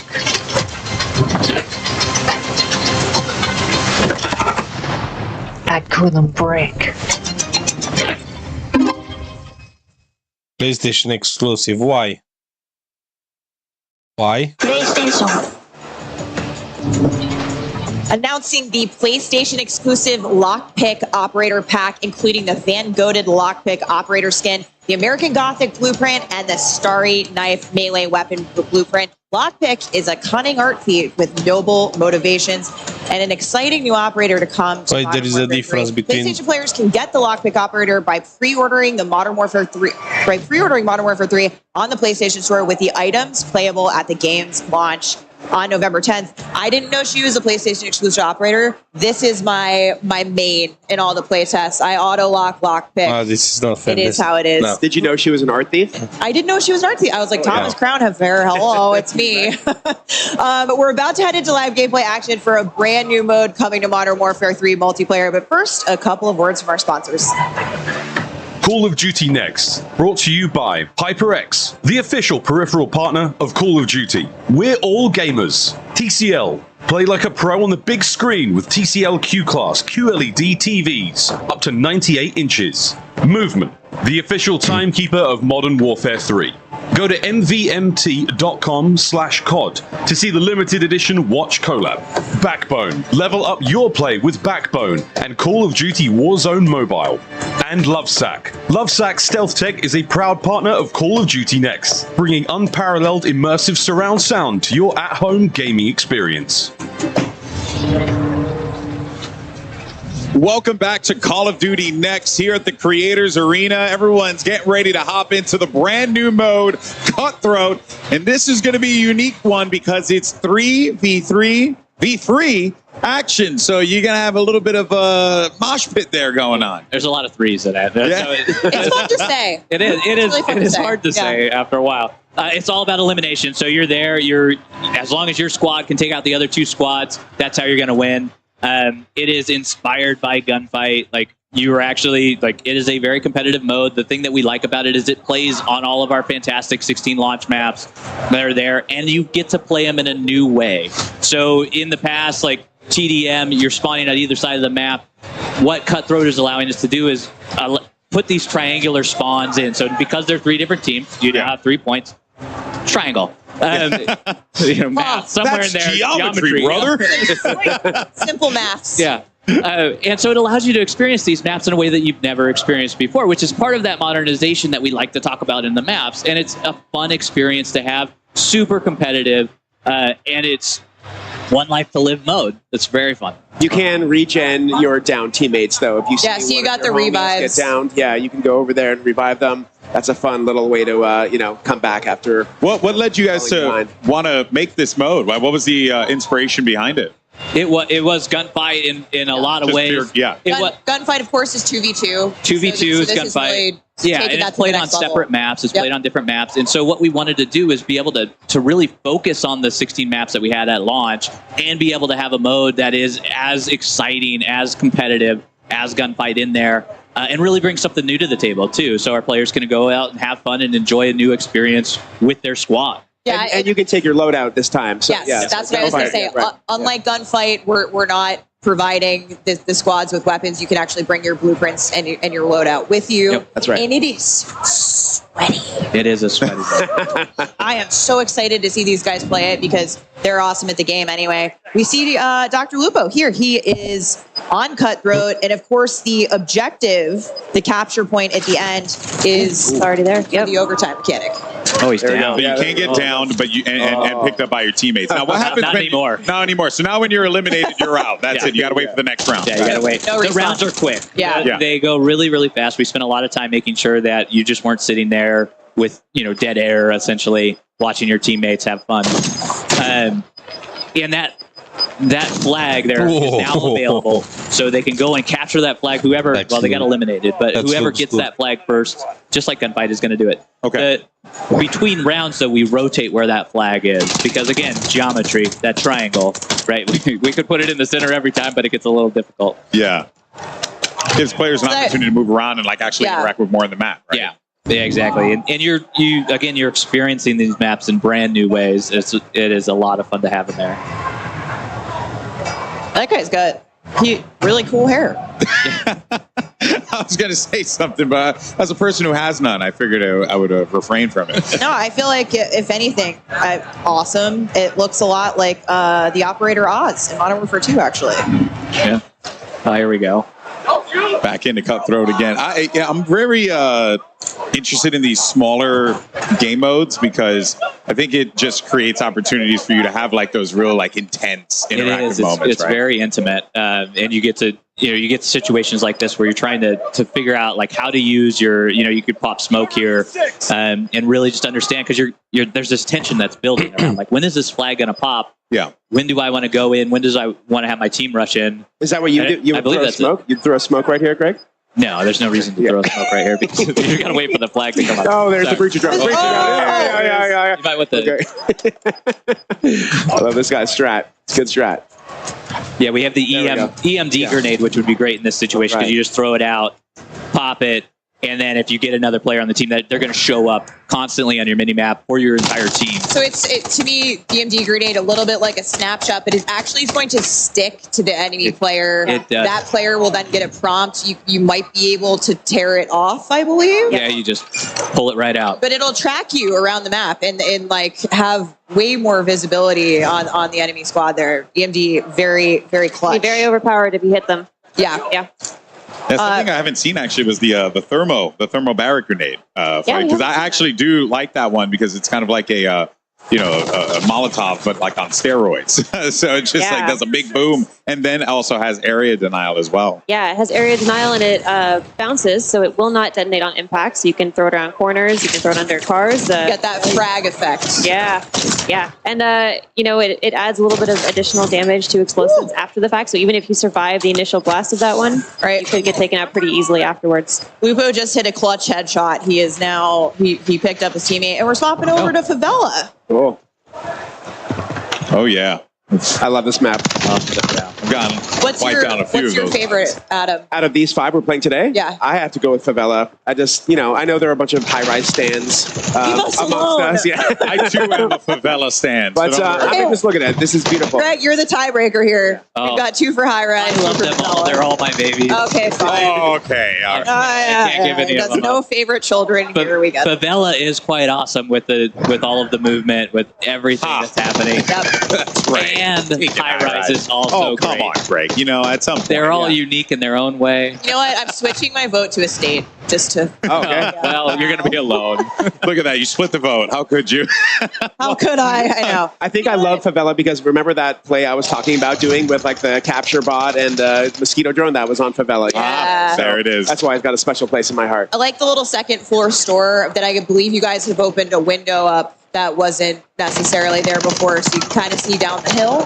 Yeah, and I am trash. Any new windows? Well, no. I'm sorry, I might have misspoken. I thought it just was more open than it was previously. Oh, yeah, it's possible we allowed you to mantle out of it. Yep. There you go. Yeah. Okay. There's a lot of those things that are in the map, like metrics wise. Like the metrics have changed in a lot of sense, like how large our doors are. Yeah. We actually have the doors in here. I know not everybody's thrilled with that, but it is a fun mechanic to have. It adds a lot, especially within Cutthroat, because now you're peeking those. You're able to use them for your advantage in there. We feel that they add a lot to the gameplay. And I bring the window up only because, to your point earlier, it's those small touches that you guys have really brought to these maps that make them feel unique and different and modern for the type of gameplay we're going to see here in Modern Warfare 3. Yeah. Always. Well, while we have a moment and we're looking at Cutthroat, let's talk about some of the other modes as well. Ground War is one that I want to talk about. We touched on a little bit earlier on. I want to dive back into it again because it's back in Modern Warfare 3. You got large-scale maps that are going to be coming at launch. And, I guess Kim, give us a rundown on Ground War because I'm very excited for this. Yeah, I mean, we're so happy that Ground War is coming back in Modern Warfare 3. Again, this is our big 32v32 mode. It's the biggest battle that we have in the multiplayer experience. And we will be showcasing 3 new Ground War maps at launch, with 2 of them being playable in the open beta. Okay. I believe that's the Levin Resort that we just saw there. Yeah, right. So in the beta, we have Popov Power and Orlov Military Base. Orlov Military Yeah, Base. but these are the 3. Yeah, you got These it down. these Yeah. are 3. Yeah, we also have a few new vehicles. So during the open beta, you'll be able to play, I believe, 2 new vehicles for Modern Warfare 3, with more to come at launch and during live seasons. That's right. Awesome. And we mentioned it a bit earlier, but War Mode is returning. In addition to Ground War, the favorite from Call of Duty World War II will be coming back with Modern Warfare 3. It is awesome, and it is the attack defend mode. Adam spoke a little bit about it earlier, but you are Task Force 141 trying to take down the Kony group that has taken over a military base. They are launching ICBMs, and you are getting your tank out there, escorting your tank through a downtown area, and just having a blast doing it, if not to have a blast with the ICBMs as well. Good pun. Good ICBM pun there. Yeah, there was. It was trying to come out, and it just didn't happen. Yeah, I saw what you were doing there. I liked it. Yeah. And also, there was a really cool tank on screen that was just causing utter mayhem. Right. So that's what we care about. It is that attack defense scenario where you are escorting that down the path, and it is a very linear combat. You have very clear lines of sight, clear battle lines. That's the gameplay that we're going for. 6v6, 5v5? What's the... It is 6v6. Yeah. Okay. Yeah. Nice. So it is classic war mode, if we all remember what classic war mode is. But it is linear objectives. There's 3 sets of them. And it is a fantastic experience that we're excited for players to get their hands on. Lots to look forward to. Ain't that the truth? There's just so many options, which is the thing that really sticks to me. Like, if you don't want to jump in with your friends and just, play regular matchmaking, you could do war mode. You could do ground war. Was that, it feels like that was the mission of the studio here, to like really give players that ability to just like make the decision, go with your friends, play what you want. And like I mentioned about some of the new maps coming in live season, we have a bunch of new modes planned for live season as well that we're looking forward to sharing very soon. Cool. All right. Well, I'm all for it. I want to thank you guys so much for joining us here today to share Modern Warfare 3 with the world. And that is going to wrap it up for the MW3 multiplayer segment of the show. Once again, a big thank you to Adam, Greg, as well as Kim for joining us here. But now we're going to head over to one of my favorite people. It's Maven, who's got a couple streamers that he's going to be putting in the hot and ready seat presented by Little Caesars. Trust me, it's as hilarious as it sounds. Maven, who you got? Thank you. When I thought about being hot and ready, the first thing that came to mind was my guy, Legion. Hey, I'm really proud to be the other bald guy on stage with you today. We're doing it. It looks beautiful. Listen, the first thing you said to me is how fun this is, and you're like, I'm feeling like I'm 18 again, out frying. Listen, I'm cranking out energy drink burps right now. I'm 30. I'm feeling 18. I just smoked Biffle. Where's he at? I don't know where he's at. Guy's incredible, but I smoked him with a shotgun. I'm feeling alert right now, Maven. I can tell the second you sat down, like, my guy is locked. What have you loved the most so far about just getting in, diving into MW3? Brother, all the fun stuff is really fun. The shotguns, the new tacs, the new lethals, where I'm just out here doing anything to just make everybody angry. It's just angry as possible. I'm zooming.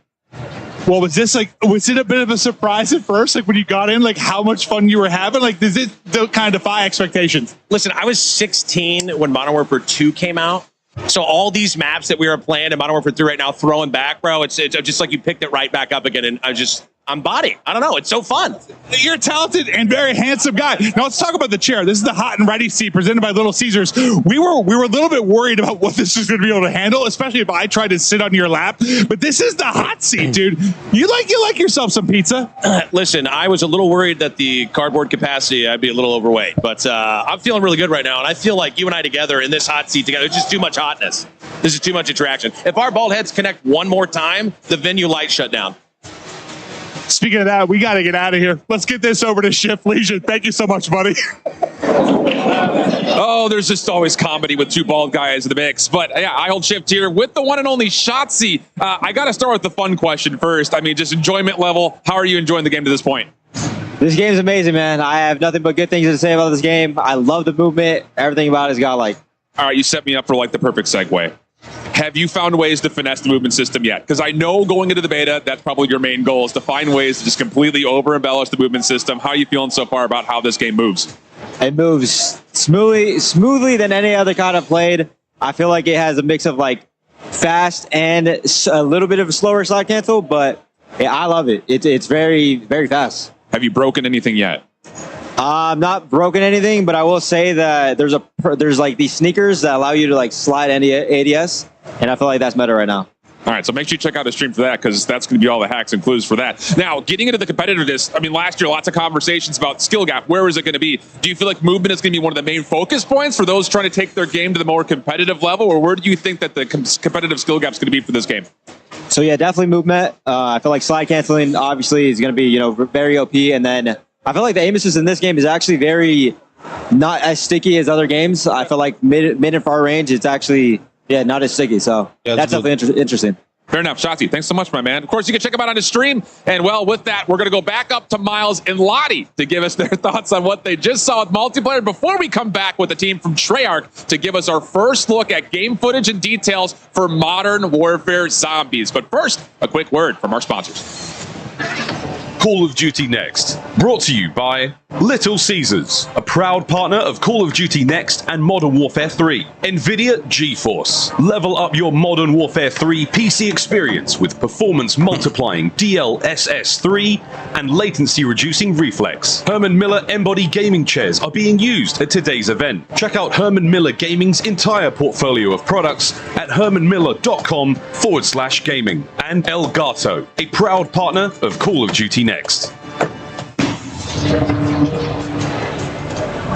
Ladies and gentlemen, hello and welcome back to Call of Duty Next. My name is Miles Ross. I'm joined here in the fireside chat. I've got one Prague, we've got OVP, we've got Nameless, and we have Alley Cat on the corner there. We are going to be, I suppose reacting is one way to put it now, but this is one of the hardest jobs I've ever had to work in my life. I've never been this excited about a COD. Legion hit the nail on the head. I'm 18 again, 34 in skin, but 18 in gunny. Lottie, first impressions, lay it on, Miguel. Oh gosh, I mean, how cool is this? I think you get that element of nostalgia, the new kind of newness from the game as well. It's refreshing all in one. I mean, for me, I think it's got to be about the fact that you can kind of almost customize what you want to do, what type of player you want to be in game. I mean, it starts with movement, and then you're looking at the perk system, but there's a balance there as well. And I'm just so excited to see what type of player, first of all, I'll be, but especially our two MP experts over here, Nameless, Ali. I mean, you guys not only talk about multiplayer for a living, but you guys play it day in, day out, so many hours grinding. Nameless, what are you making of it so far? Yeah, I mean, you know me. I've been playing Call of Duty since way back in the day, 06, back to COD 2. And for me, what this feels like is you're getting the classic maps, you're getting the best things that we all fell in love with Call of Duty about, but you're also getting the best of the innovations of recent Call of Duties as well. So it's just been spectacular seeing, we played Hardpoint on Skid Row yesterday. Who could say that in 2023? It's been amazing, Ellie. No, it really has. I think it's interesting that you brought up the play style, because I feel like in events like this especially, I was bringing up Warzone players, their style of play is a little bit different from what we see on a day-to-day basis, and even just normal content creators, they're going for snipes and stuff, and High Rise obviously a perfect place for that. So I think the fact that the movement feels so smooth, and to see everybody, there's something for everyone, right? So I mean, it's been a great day so far. So far, so good. We have a little bit more time than we thought we'd have, guys, so we can delve a little deeper here. I think one of the coolest things, and the desk touched upon it a little bit, we got to experience yesterday when we played. We're making the most meaningful decisions, I think, ever in COD when it comes to our loadouts now on our perks. So what vest I'm wearing. I ran the demolition vest. It means I think I lose one of my tacticals, but I gain 2 lethals, which turns me into a killing machine, quite frankly. The Breacher drone, a lot of fun. Miles. Way too much fun, actually. That thing's insane. The Breacher drone, you just throw it in a hallway, it flies super quick. You can actually shoot out of the air. I didn't know that yesterday. I know you said you tried it, though. I shot my own drone down accidentally. I was pre-aiming somebody in cover. They were in perfect chest high cover. Yeah. I let the drone fly out, and it follows a direct path. It doesn't have the craziest range. It is fast enough. But I was pre-aiming that spot, and then when the guys with the red dot appeared, I fired away. I shot down my own Breacher drone. But it's just one of many fun new items that we have to play with here. And again, do meaningful choices from top to bottom. What shoes am I wearing? What kind of gloves am I wearing in this loadout? Yeah. How do I want to play? Am I stationary? I might have the strafe speed shoes on, get the shoulders working. We heard Shots talk about the tack stance and how he's sliding around the map. And this is something we cannot stress this enough, friends. You're going to be schmooving in this game like you may have never moved before in COD. It's going to be absolutely amazing. I'm so excited. I want to hear what you think as well, as the fact that you can turn a pistol basically into an SMG. You don't need a perk. You don't need to have that on. You can literally do that yourself with guns and get it to the way that you want it. I mean, running basically a secondary SMG with an AR. I mean, that's just stunning. We heard them talk about it too, with the aftermarket weapon attachments as well, with the weekly challenges. So there'll be a bunch of different types of variations that you have with your gun. But we saw the Renetti. It's already insane. I saw a tweet from Scump on the timeline, a 10-piece with the Renetti. So when you turn that into an SMG, I mean, it's going to be crazy. The world's your oyster. It's going to be absolutely incredible. Ali, I've got to ask you, what are you most excited about? You play so much, but jumping into game, what type of player do you think you see yourself becoming with Modern Warfare 3 now? I just gotta order some new controllers to get used to breaking my thumbsticks all over again. And honestly, that's something that is really close to the CDL heart. The competitive style is getting into the slide canceling and the ADSing like Shotzi was touching on. But also, I just want to talk about the fact of like, I was 9 years old when a lot of these maps were a thing, and like, Sheesh. my bad. But yeah, like I was watching my dad play, but like I don't like those are core memories for me. But I never really got to load in, and so like now as a 23-year-old, getting to load into these maps and kind of like have the nostalgia of, oh, I kind of recognize this, like I kind of know this map, but like not knowing every nook and cranny just yet, and like so it's still kind of new to me, but it's also nostalgic at the same time. And to Allie's point, like think about running around Favela and being able to mantle as fast as you can in this game. Some of the different boots that you mentioned, we were messing around with that slide yesterday. It goes for a while, and you can aim in virtually instantly and cancel it as well. So there's so many different things that people are going to get into this game and figure out. It's going to play a bit different than obviously back in day with MW2, but a lot better. It feels super smooth. And that's the most important thing we've been touching upon and people have been asking us about. How does it feel? How does it feel? Oh, it feels really good. It's very, very smooth. To your point, sliding shoes on, I'm hitting tack stance faster than ever. I'm sliding with full ADS. You can hit snipes, guys. Have you ever imagined hitting a fully zoomed in snipe while sliding? Well, MW3 is the game for you. Yeah, and we've got a lot of cool stuff. All the 1x optics, so anything red dot, a lot of the hollows. None of these things really add anything to ADS speed anymore. So the game itself in general has sped up tremendously. We were messing around with tack stance yesterday as well. I mean, sort of the canted approach to your weapon. I'm running a big ×8 scope, right? And I can't ADS in, but if I want to hit those kind of more CQB situations, I'm keeping maximum spatial awareness. I've got my situational awareness. My screen's up. I'm able to use a weapon with a big scope in close range, whether it's an LMG, whether it's a sniper. It's not perfect by any stretch of the imagination, but it's still really nice to have choices as a player. We've got so many options here. So much fun. Yeah, I think that's the key word, right? The buzzword, I think, coming off the back of what we saw on the desk. It's the choices that you can make. And I think balance is such an important thing. I think in any Call of Duty game, balance is key, especially when you're going up against players who do have a choice of what they want to run, especially with perks. But being able to have that potential to take something away, if you do want to risk and reward, you're coming in with potentially like silent footsteps, you're running ghosts, you're making sure that you're the type of player you want to be, but something also is taken away from you. So that balance is so, so important, I think, in all Call of Duty titles. 100%. I mean, footsteps are silent if you want them to be. That is a massive W. I was running around yesterday and I saw red dots on the mini map. My footsteps were silent. I was sneaking up on people. I was just having a blast. I mean, we're talking about 12 years ago when these maps came out. They look even better now. So I can't wait to get my hands on that beta, which is coming out soon. Very, very soon indeed. Well, it's exciting to be reminiscing for very, very good reason. As we talked about earlier, we are celebrating Call of Duty's 20th anniversary, which is an amazing milestone. And with a great milestone comes an opportunity for great rewards. To celebrate 20 years of Call of Duty history, players can receive daily login rewards between October 6th to October 16th for every single daily login per day, up to 7 in total. You'll receive these rewards, which you're seeing on screen, including an old school price operator skin. That takes me back. These rewards all will carry forward in MW3 as well, so grab them now and take them into the next title. For more details, head over to the Call of Duty blog. Nameless, your earliest memory of COD, was it like waiting in line at midnight trying to get something? What was it for you, mate? I mean, yeah, first off, I will say we didn't have cool swag like this in these digital packs. I mean, this is that was before that time, but I mean, just playing split screen was the best like old memories I have with my friends in screen looking, trying to figure out where they were on Call of Duty 2. And now it's 2023 and we got everything, and you can still screen watch. It's right there. They're right next to each other. Next level. We might be some players doing that here. No way. Incredible memories that have been had on Call of Duty. Ali, what is your earliest memory on COD?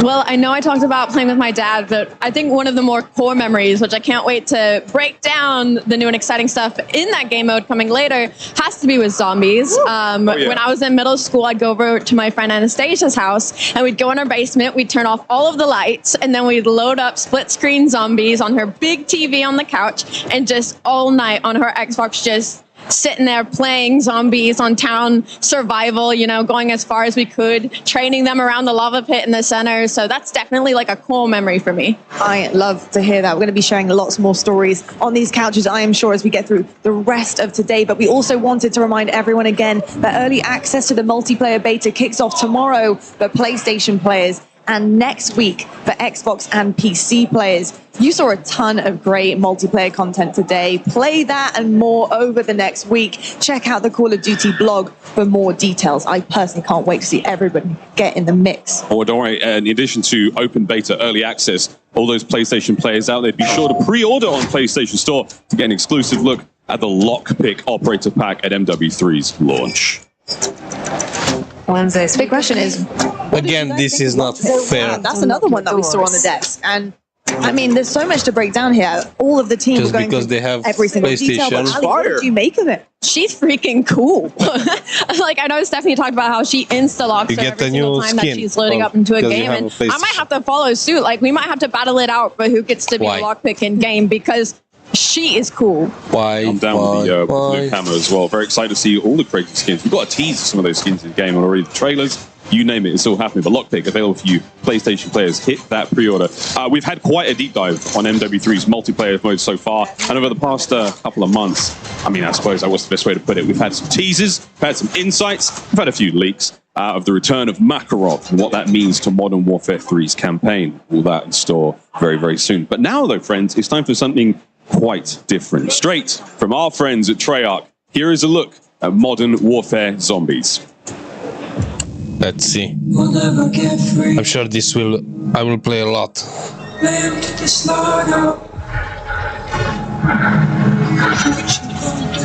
One of our patrols reported hostile contact. Then went dark. There's one! I can see him!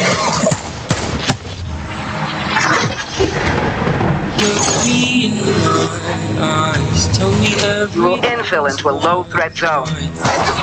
Nothing gets in, and So this is Almazara. gets out.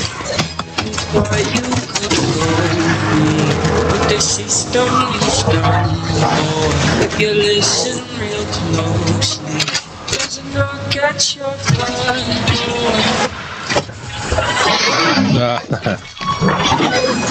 Again, this fucker. The situation is dynamic and evolving. There are other friendly assets on the ground. Join forces to take out those threats.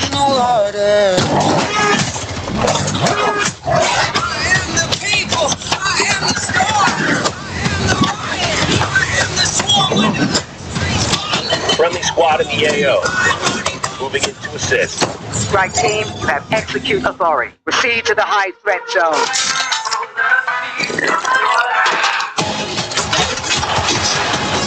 That's a good one.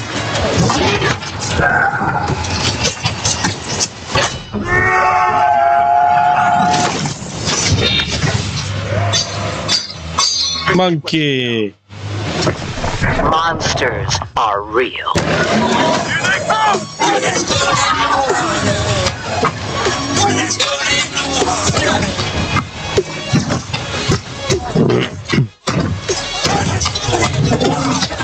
Welcome to Operation Deadbolt.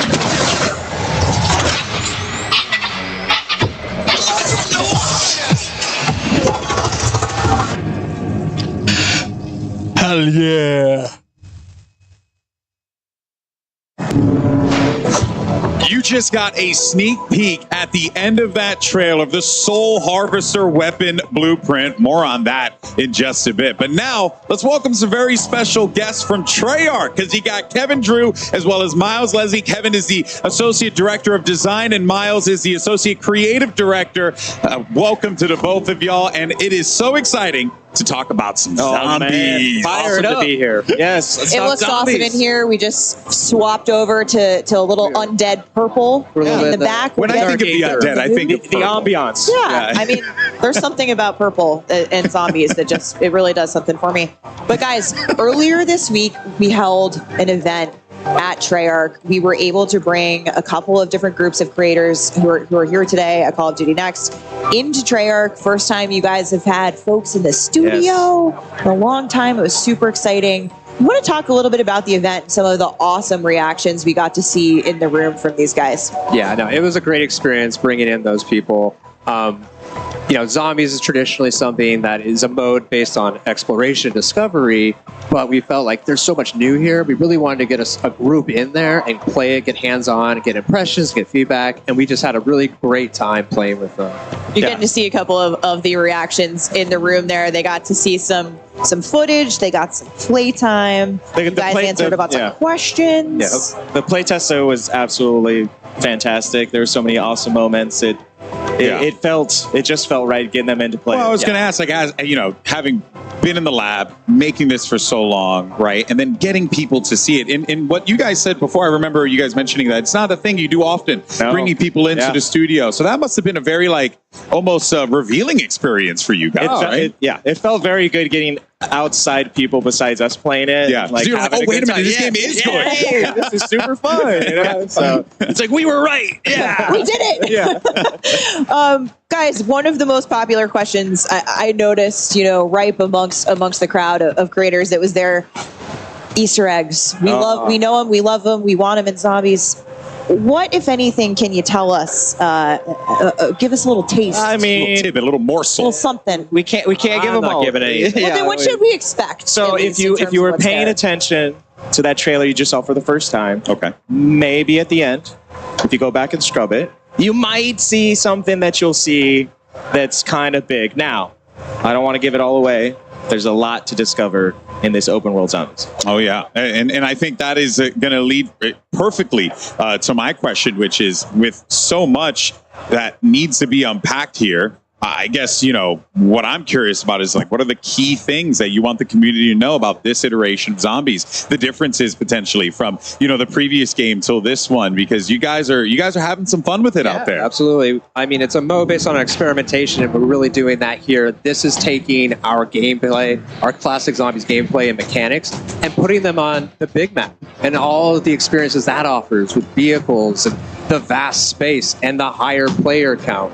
And then on top of that, putting it in the modern warfare era where you have their equipment, operators, and it just feels so badass, And it's in this massive open world co-op experience. So that's something that feels exciting. It feels different. So if you're bite, what led you guys to design, you might transform into a Modern zombie. Warfare Zombies the way that you did in this big new way?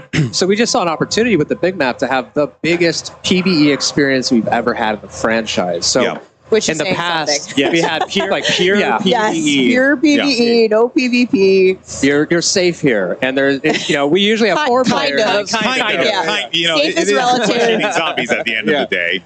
Yeah. But then you mentioned the way that the game's played, the open world, but how do the players interact with one another in that world? Because and also I like running solo from time to time. Is that also something that's possible as well? Absolutely. So it's 24 players total. You can go in solo. You can go in with your squad. But what's awesome is that you're all on the same team trying to do the same thing. So when you're out in the world, you'll run into other squads or other players. You can make a decision in that moment. Yeah, like DMZ. Combine and form a super squad. Oh, so you can form a super team. Oh, yeah. Yes. In-game form a super team. Yeah. Oh, that's cool. And that's 8 squads of 3. You can group up together. You can go lone wolf it. I don't know if I'd recommend that, guys. From what I've seen. Experienced players. If you want a challenge, you can go in solo, but it is a lot of fun to grab some friends, form those super squads. Yeah. And again, the map is massive. There's zombies everywhere. There's other surprises everywhere. We're going to get to that. We're going to get to that. I'm getting excited.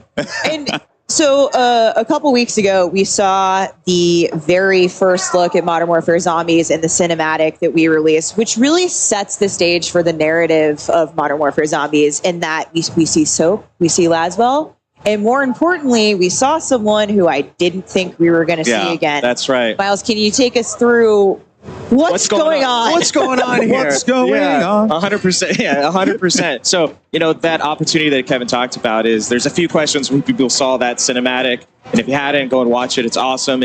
Hold on a second. Where are we in time and place? We are between Modern Warfare 19 and MW22, the year 2021.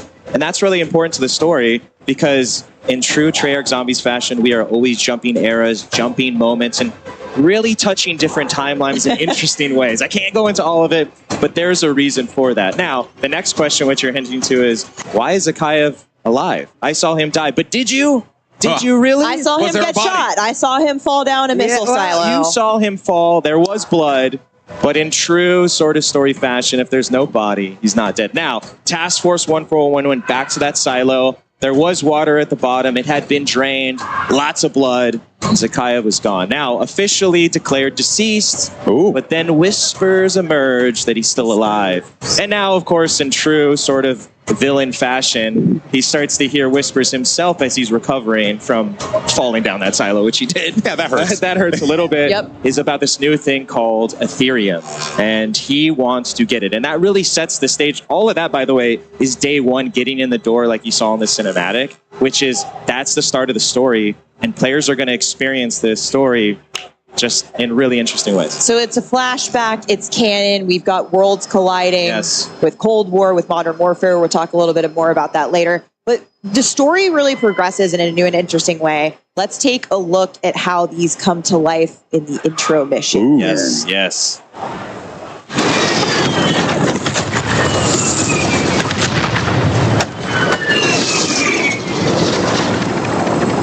Your objective is a roof-mounted comms tower. Mark a location on TAC map. Once tower is active, use decryption key from Jansen's tablet to establish comms.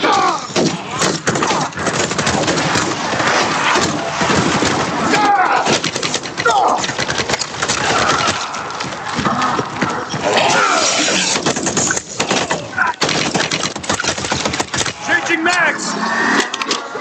Tracking. Enemy birds closing on your position. Clear the deck and push up top. Objective is on the roof.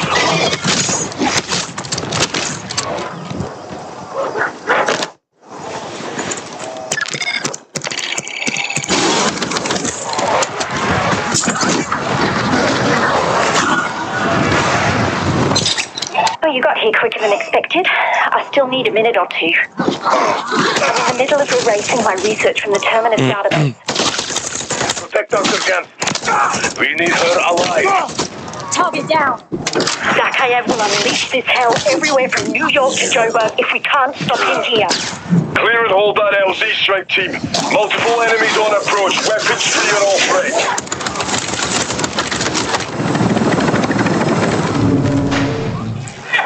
So what you just saw there was just a little snippet of that story mission intro. And what's really exciting again about this opportunity across the open world is, like Kevin was saying, is we want to bring that story to the forefront. These story missions have handlers from the Modern Warfare world, from the Black Ops world, Cold War world that you might see. Some new friends along the way as well. And they're going to help you on this story and these missions that take you across the big map. Lots of different activities and cool things to do. Awesome cinematics and well. And again, the whole point of this is that if you're new to being a Zombies player, we want you to experience that story. We want you to get into it. But if you're seasoned and you just want to jump in and kill some zombies, you can free roam and do that and then jump to the story later. We really have embraced that open world sort of feeling across this. And that's really the exciting thing is kind of pick your poison, that player pacing in that sense. Modern Warfare 3 is about options. Absolutely. Yeah, it's becoming more and more prevalent to me as I'm hearing you guys talk about this like throughout the day. Super awesome and great to see that like the player choice is very prevalent. Come on, right? Warzone. Let's see some Warzone. Zombies has been a mode that's been in the game for such a long time. It's really. It runs side by side, parallel to Call of Duty and its incredible legacy. But there are still players that are going to be new to this, that are coming into this with a fresh set of eyes for the first time ever. What's in store for them? Because, this could be a little jarring, right? There's a lot of stuff going on over here. Absolutely. So Zombies can be pretty intimidating. And we know that there might be a lot of players who might only play Modern Warfare or DMZ or Warzone. So we've built this mode to make sure that they can have success and have fun and also support our veteran audience. So, and on a brand new map. We'll talk about that more later. Not later. But here for this mode, we've broken it down into 3 tiers of difficulty. So you're going to infill on the outer edges, and this is kind of like lower level difficulty. And new players can really hang out here for the duration of a match and have a great time. But our advanced players are going to want to try to get into the center of that map as soon as possible. That's where Zakhaev threw that vial and started this entire incursion. What an arm on him. Yeah, I gotta say. He yeeted the vial. Now we have a hot zone. Yep. and now we have to pay for it. All right. Well, then let's look at the flip side of that one, though, right? Because we talked about the new players, how we get those folks into the game and have them playing something outside of their comfort zone, so to speak. But one thing that we know is that there are core Zombies fans that love this experience, live and breathe it. So what do you have for them? Yeah, absolutely. When you talk about that fusion, and like Kevin said, the experimentation was, well, how do you bring all those core zombie Treyarch features into this new world? And we've done just that. You can see we've got the mystery box. We've got wall buys. We've got the pack-a-punch, the pat machine. All of these things are spread out across this ginormous map. And as you go in, it's up to you.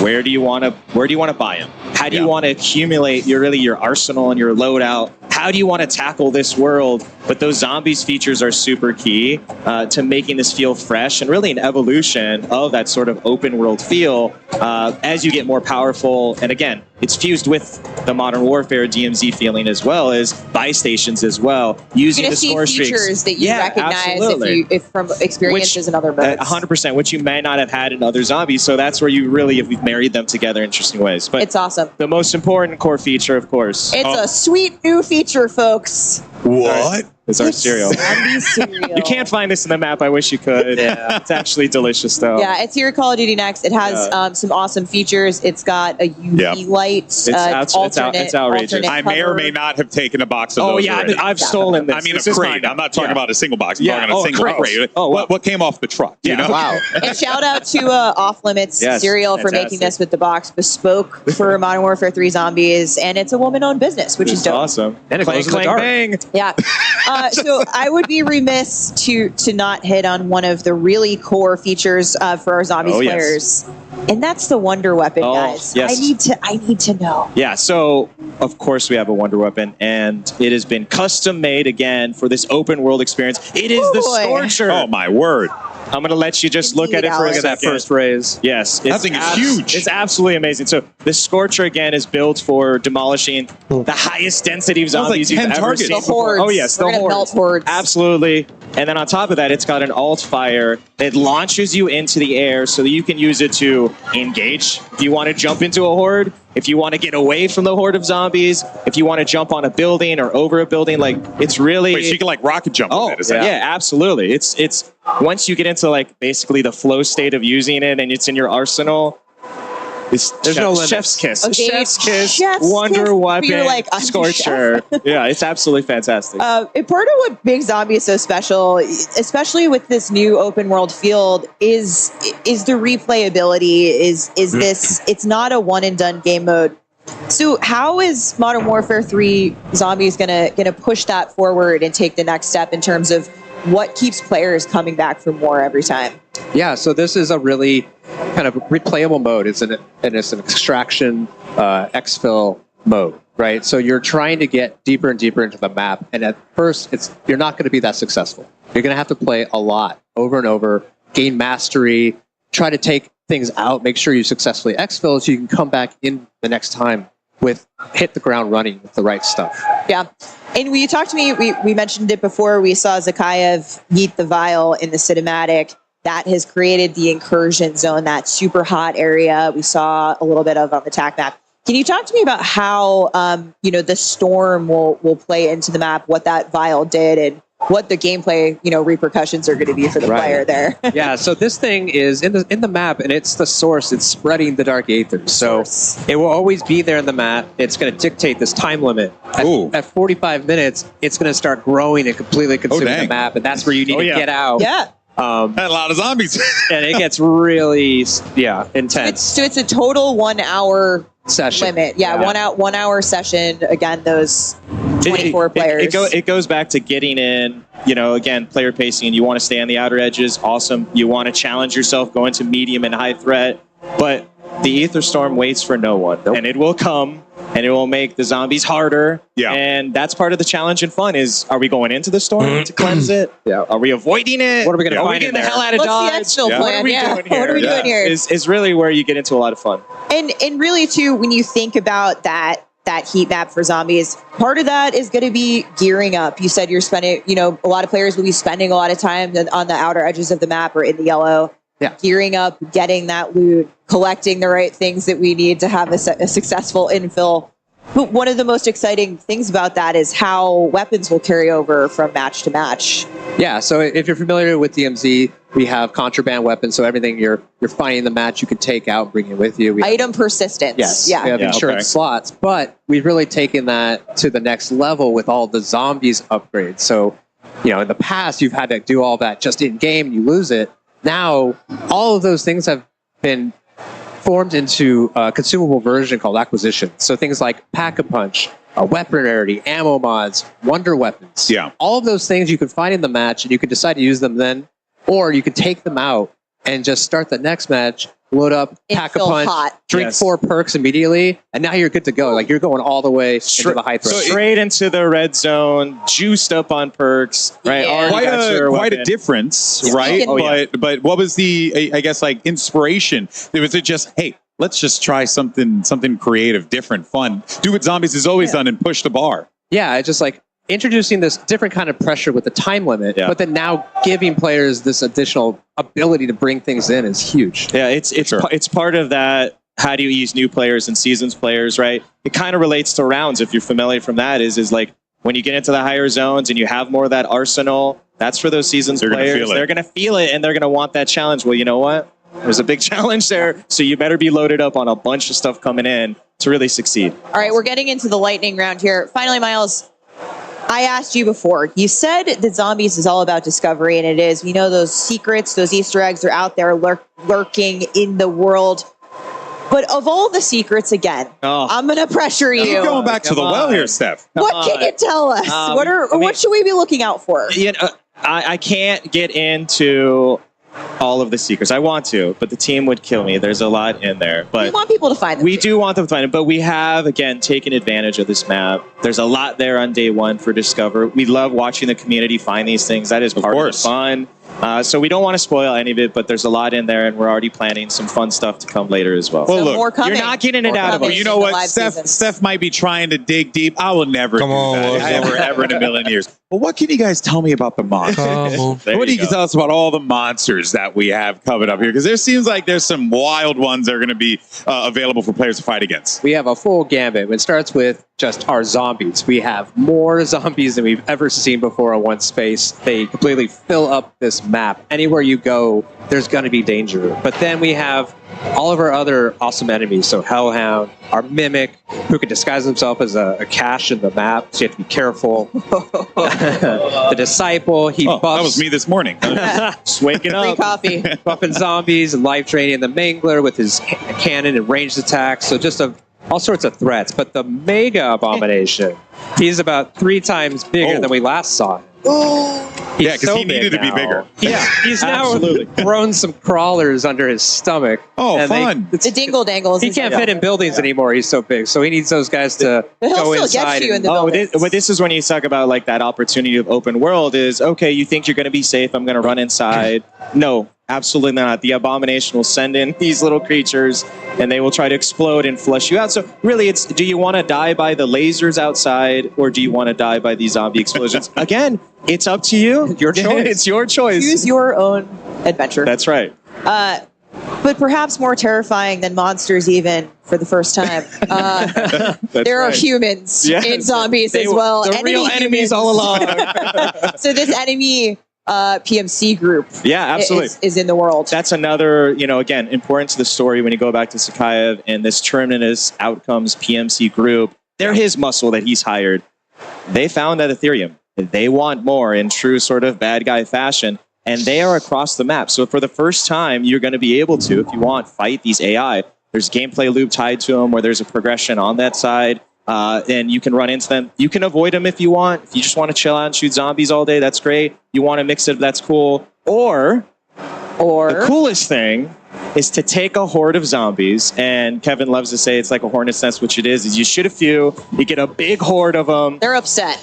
And you basically train them right into the human that's AI. cool. And, okay. And it's basically, the zombies are third-partying. Yes. Right? Which is awesome. So we're 100% team zombies, and you just kind of sneak by as they're causing all the carnage so you can loot, get what you need, and get out. But it's really just I can't express the moment when you unleash your own zombie horde on the human AI.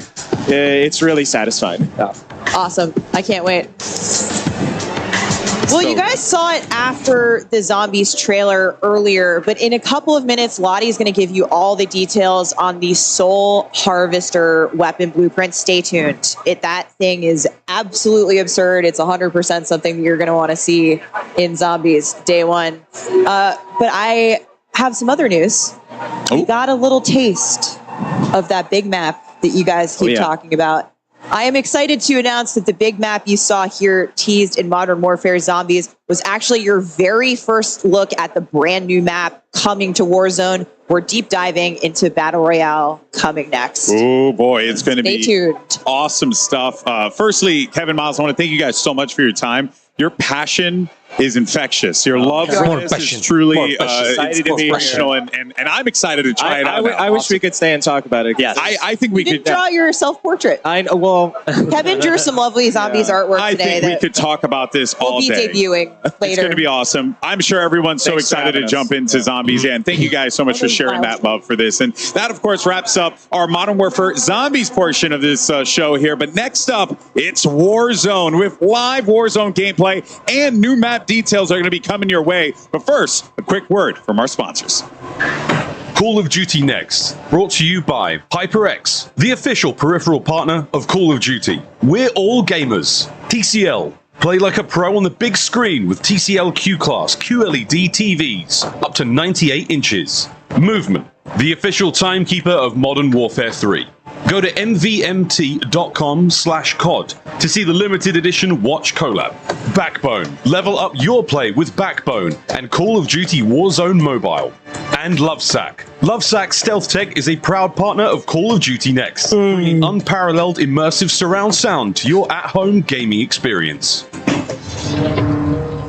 Ladies and gentlemen, mesdames, messieurs, welcome back to Call of Duty Next. Zombies! Where do we even start? Oh my God! I mean, it's what? We've got the spiritual successor to Outbreak from Cold War. We've got everything we know and love about zombies, and a big old look at what they called the big map. Did you notice at home when you saw that screen grab? Oh, that's a big map. That's the sort of map I could see 100-something players jumping into and fighting until the very last man or woman standing. Guys, zombies, let's get into it. The ray gun on desk right now obviously is very, very appropriate. It looks sick. It looks fun. I mean, I cannot wait, frankly.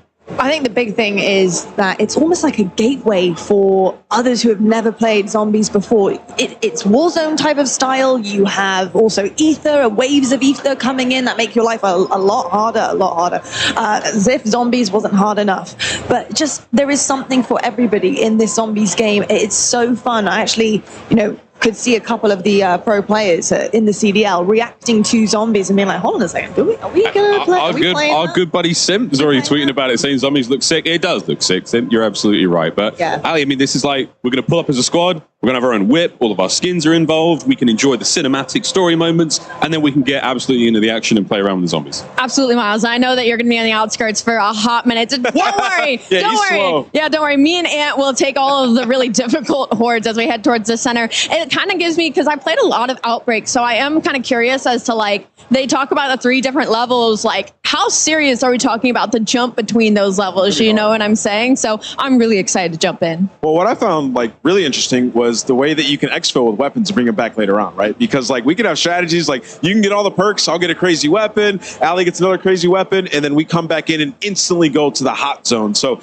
Zombies looks amazing, man. And those monsters were terrifying. We heard the devs so passionate talking about how insane the zombies are going to be in this game. And that's what I get most excited about. I just want to see that whole horde come towards me. I want to have that crazy Scorcher, light them all up and get to the action right away. But they have those layers for everybody. If you're new to Zombies, you can just stay on the outside, loot up, and take your time. So a bunch of different elements to this year's Zombies, and I'm super excited to get in there. Certainly are tons of elements to be excited for. And we're also so excited to announce the Soul Harvester Tracer Weapon Blueprint for the Modern Warfare 3 Vault Edition. This gun is stunning. It will be available starting October 17th in Modern Warfare 2 and Warzone to anyone who pre-orders the Vault Edition, and comes to Modern Warfare 3 on launch day, November 10th, folks. Make sure that's in your calendars. You're going to want to run this blueprint, I promise you, when the Haunting launches, because in addition to the tracers and custom death effects, it will help you collect souls faster in a special upcoming event. Stay tuned. And you can turn those souls in for rewards as well. So when Modern Warfare launches, the blueprint is going to come with the dead wire ammo mod that lets you electrify undead hordes. You mean to tell me there is an actual weapon that can fetch me their souls? I just wanted to get it out on broadcast. Sorry, guys. It in, didn't he? Plenty, though. Still coming up later today. COD Next doesn't finish just yet. We've got a day of Call of Duty action ahead of us, ladies and gentlemen. Immediately following Next, we will be Code Bowl 4, presented by USAA. Join the top Call of Duty streamers and military esports teams as they compete for the coveted Code Bowl trophy, which has actually been in space, funny enough. 100% of the net proceeds from today's tournament will go toward placing more veterans into high-quality jobs. Now, we have a lot of Call of Duty fans. We've actually got a short message from someone who wants to say a very, very quick hello to all of you.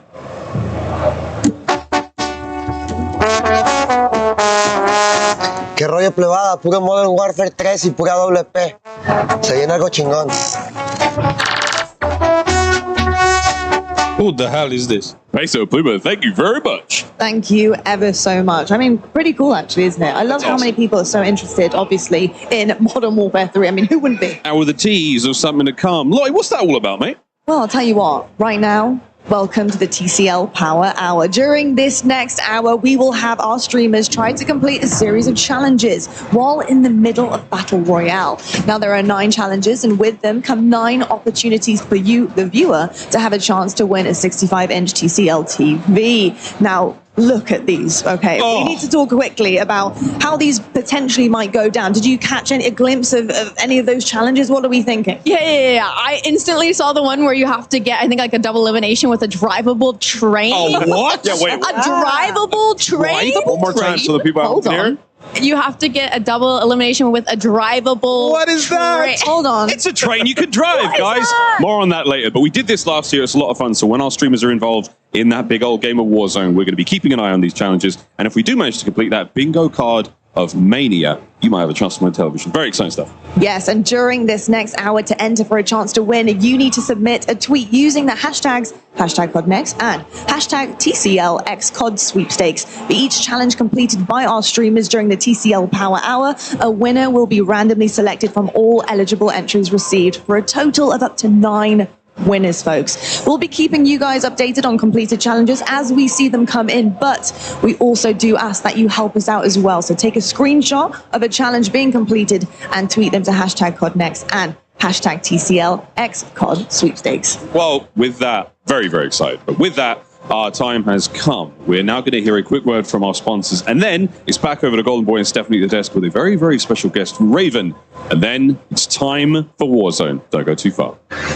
Call of Duty Next. Come on. Little Caesars, a proud partner of Call of Duty Next and Modern Warfare 3. NVIDIA GeForce. Level up your Modern Warfare 3 PC experience with performance multiplying DLSS 3 and latency reducing reflex. Herman Miller Embody gaming chairs are being used at today's event. Check out Herman Miller Gaming's entire portfolio of products at hermanmiller.com/gaming. And Elgato, a proud partner of Call of Duty Next. Welcome back, everyone, to Call of Duty Next, and it's now time to talk about something I know all of you people at home are excited to talk about. It's Warzone, and what we should all expect in the next chapter as we go into Modern Warfare 3. At the desk, we're now joined by Ted Timmons. He's the Senior Creative Director at Raven Software. Ted, it is a pleasure to have you here, my friend. How you feeling, man? This is something else. I can't wait to show you what Raven's doing. 250 players, you know, it's kind of big. It's something, yeah. It's just a couple close friends. Yeah, I mean, we dropping by. A couple homies. Playing some have a cup around. of tea. Yeah, cup of tea. You know, do our thing. I could actually go for a good cuppa now that I actually think about it. We're in the right place. We'll offline. Yeah, we definitely are. But yeah, we're really excited to have you and to talk all things Warzone because I know everyone's chomping at the bit to get this information. They are, and we teased it a bit earlier. There's a new map coming to Warzone later this year, I'm happy to say. But Ted, tell us where we're headed. Ready? Welcome to Urzikstan. Ooh, okay. Where the Middle East. Take a look. Here's Urzikstan. This is it. We've been waiting. We've been sort of hinting all day long. Right? So a little bit for the last week. It's of course got 11 unique POIs here. POIs, all seamlessly integrated. Brand new map. full of wonderful nostalgia that we'll dive into as well when we play. And you mentioned this is where the Middle East meets Europe a little bit, Eastern Europe a little bit. And Urzikstan will, of course, be familiar to many Modern Warfare players as a central location from the campaign, of course, where Farah is from. Yes. This is my personal favorite point of interest, Zaravan City. Okay. You've got the huge construction site with the crane that's got an ascender. If you look carefully, you might see a zip line or two, which we'll talk about a little later. You say. I saw that, and that definitely caught my eye. But any opportunity to also be in more lush environments with that industrial spin, I kind of like the Sorokin industrial this as well. is on the northern side of the map. Again, when we think about something like Warzone, you need those industrial districts. We got pop-off power. I made a joke yesterday with our creators that they'll be popping off here. I'm sure later today. Yeah, that's going to be a thing. That's wonderful how it works. point of interest. This is Shahin Manor. Oh man! Again, like really built around that kind of close quarters combat that we want our players to experience. Awesome interiors here. I've had some really fun close quarter engagements here. Lowtown. Lowtown. Where the rats are going to be hanging out. Here in Old Town, these are next to each other. There's a train line running through it. This is sort of in the centralized area of the map, so we expect this to be a hot drop. Yeah, Old Town, Lowtown, put nearby one another. Of course, we've got this beautiful ruined architecture, sort of a bit of those touches across the map here. And all of military base. I'm hearing this is your favorite POI, huh? my personal favorite, I love a military base way back in Verdansk. You can find me at the military base. And so these bunkers speak to me. What's sticking out to me looking at all of these different locations is density. There's a lot in between different buildings, different locations. It really feels like there's going to be some fun opportunities to get some good fights in. Yeah, it was one of our focus points, and I love this vista shot of the map, but it was genuinely one of our focus points was to say, how can we make a more dense map where it feels like, in terms of like rotation opportunities, the regain, there's always some way like you can go and kind of call home. So that is coming out. And we touch on, I think what's really interesting is you and I have talked, Warzone has been here for a number of years now. We've had a lot of opportunities to take those experiences, and it feels like you guys have really worked to apply those experiences to this map. Yes. It's one of those things where when we start to talk about the game, we always reflect on, the many, many years of Warzone now, what our players have loved. So I think when players play, and you'll see this very shortly, there's little bits of every map that we've had to date, but at the same time, it has like a freshness to it. Like when we think about new maps, it has to have a newness at the very same time. So they're dropping in. This is it. They're dropping in. This is the very first time you are seeing live gameplay from Urzikstan. And who better than Dr. Lupo to take a look at? Because he's going to pop a few heads from across the map too. So I mean, he's even trying to do it a shot. I mean, they're warming up, but I've seen him crush with shotties to an MP. So I have faith. Always does. This is actually quite exciting to check out here, especially that, we got ourselves a little bit of a fight happening here. So I think Lupo does manage to get the better. And just again, it feels so fluid. And I think one of the points that is really sticking to me here is also just on that movement front as well, right? Yeah, it was very important to us. Yeah. Yeah, and so tell us, Ted, Warzone shares the same foundations of Modern Warfare 3. Raven worked really closely with Sledgehammer to make sure all of those gameplay features that we covered in multiplayer earlier today are aligned with Battle Royale. Can you take us through that a little bit? Yeah, as you mentioned, we've been working with Sledgehammer all year. They've been a great partner because we know when we make something like a big Battle Royale map, we need that movement to feel fluid. We need the traversal mechanics, the mantling. Everything needs to work well and seamlessly. Yeah, and it's the classic Call of Duty feel, right? You're obviously going to be getting that here, but to see that, I guess would the word be parody? I guess I'm thinking of just basically seeing how continuity. Continuity is a way better word. It's an experience with synergy across all the modes. Synergy. I love it. I love that. I love that we managed to fit synergy. And at the same time, we saw earlier on from Greg and the team that they increased their health to 150 to actually match Warzone. So not only is there a synergy with movement, there's also a synergy with the gameplay itself. But that has to be pretty awesome for you as well, having been involved in Warzone for so long and the amount of love and passion you have for it. To see like, hey, when players load into the game, like the experience is going to be the same. So try it out, right? The water's warm. Yeah, move around. We saw zombies. We saw, now with Warzone, we really want our players to move between all these different experiences. This is one of my favorite weapons that I can pick up in the map right now. I love the scope on it. Yeah. I hope Dr. Lupo likes it. Yeah, I let's do. see. I mean, I expect a lot of people to use this today. Oh, they're up in the crane. They're in the crane. Let's go.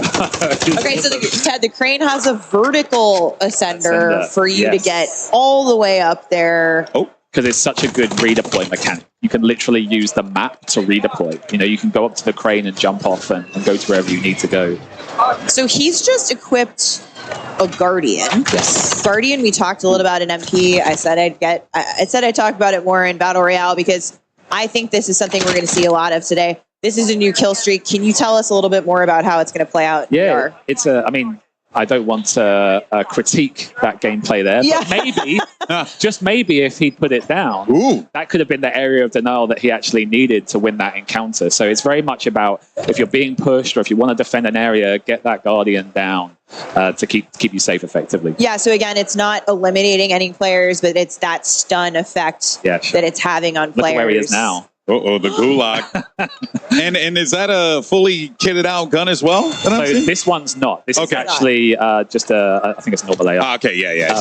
But what's interesting about the Gulag is we've gone back to this 3-lane experience that we've had. So this is the brand new Gulag, simplified. It's 3 lanes. All maps are 3-lane experience. But it's got a little treat in the middle there that we didn't see. We might see it later. Can you tell us what we can expect? So with this group of players, they are so good at this game. So we'll have to see if the Gulag lasts that length of time. But for anyone at home, in previous Warzones, we've had a capture point, which was the overtime mechanic.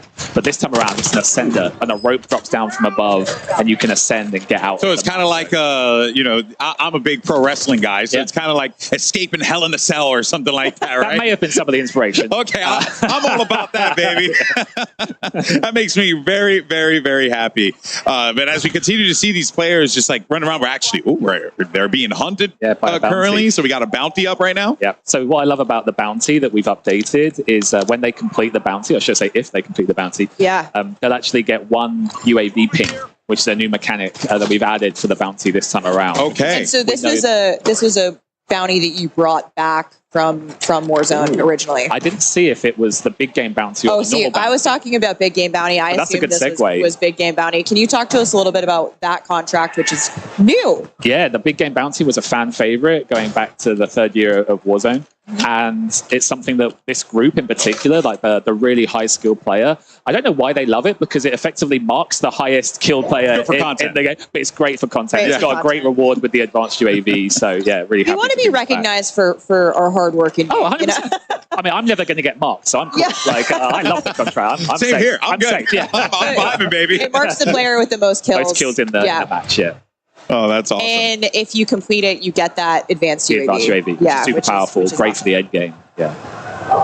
Actually, now as the game continues to play out here, and our competitors kind of get the lay of the land, I find it to be really refreshing for these players that they were just toiling around in Modern Warfare 2 maps, old Modern Warfare 2 maps, but now they're going into something fresh and new. Is that like an objective for you guys with this map to make it feel just fresh, to make it feel like you're jumping into this with a new pair of eyes? So whenever we think about a map, you have to think about both the map and the gameplay. Like they're so intrinsically linked.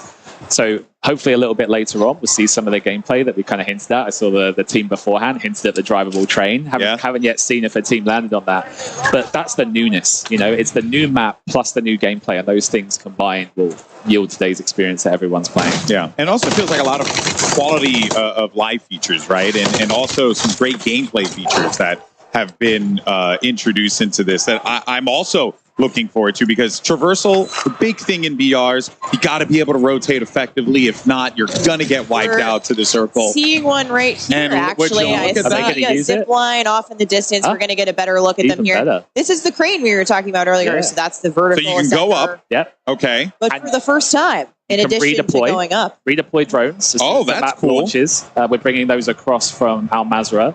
But then Here's the nice. The new I was going to ask when we were going to get horizontal zip lines. Yeah, so I mean, we were so happy to bring these into the map. It really fits the POIs and the layout of the land. Yeah. But also, this group here, they're going to use them to push another team. Oh, yeah. Whereas for a lot of our players, they might use it to Evade. move away or evade Yeah. a team. So it's got dual purpose. I'm sure we'll have encounters where they meet each other. On the zip line. Yeah. Players on a They zip go line. They go past. They go past each other. Okay, but you can use your AR. So. But I mean, like you should shoot. Yeah.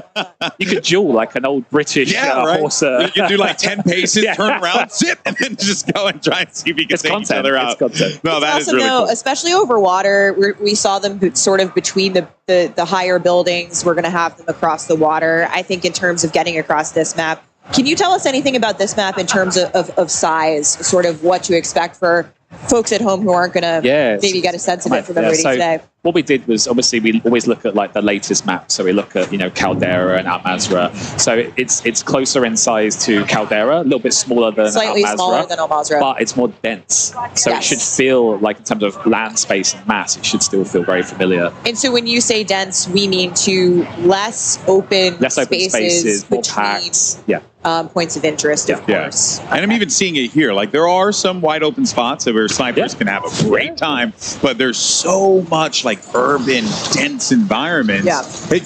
Has there been some like really cool play tests where everyone's just like scrapping it out in these like wild locations, close quarters? Like I mentioned, when we look at Low Town and Old Town, they're kind of like the rattier places. But again, we'll talk about some of those gameplay mechanics that we've added to improve that. It has the train line that runs straight through it. Okay. So you'll be in Low Town, maybe just like getting into it with another team, and then another team just comes steaming rolls through, up literally on the train, and potentially pushes the team through the POI. And Old Town and Low Town, of course, are on that central landmass. And here's the train. Speaking of the train that stops in Old Town. Yes. Yeah. Ted, tell us about this. I feel like everybody downstairs is.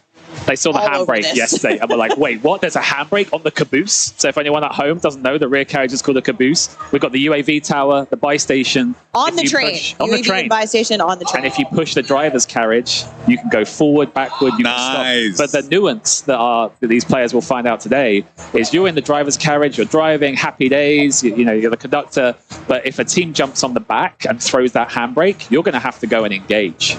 That's cool. Okay, Or I didn't get know in that. a war switching. Yes, on and off. Yeah. the handbrake controls it. Controls all of it. So that's the so master you have to go control. back and.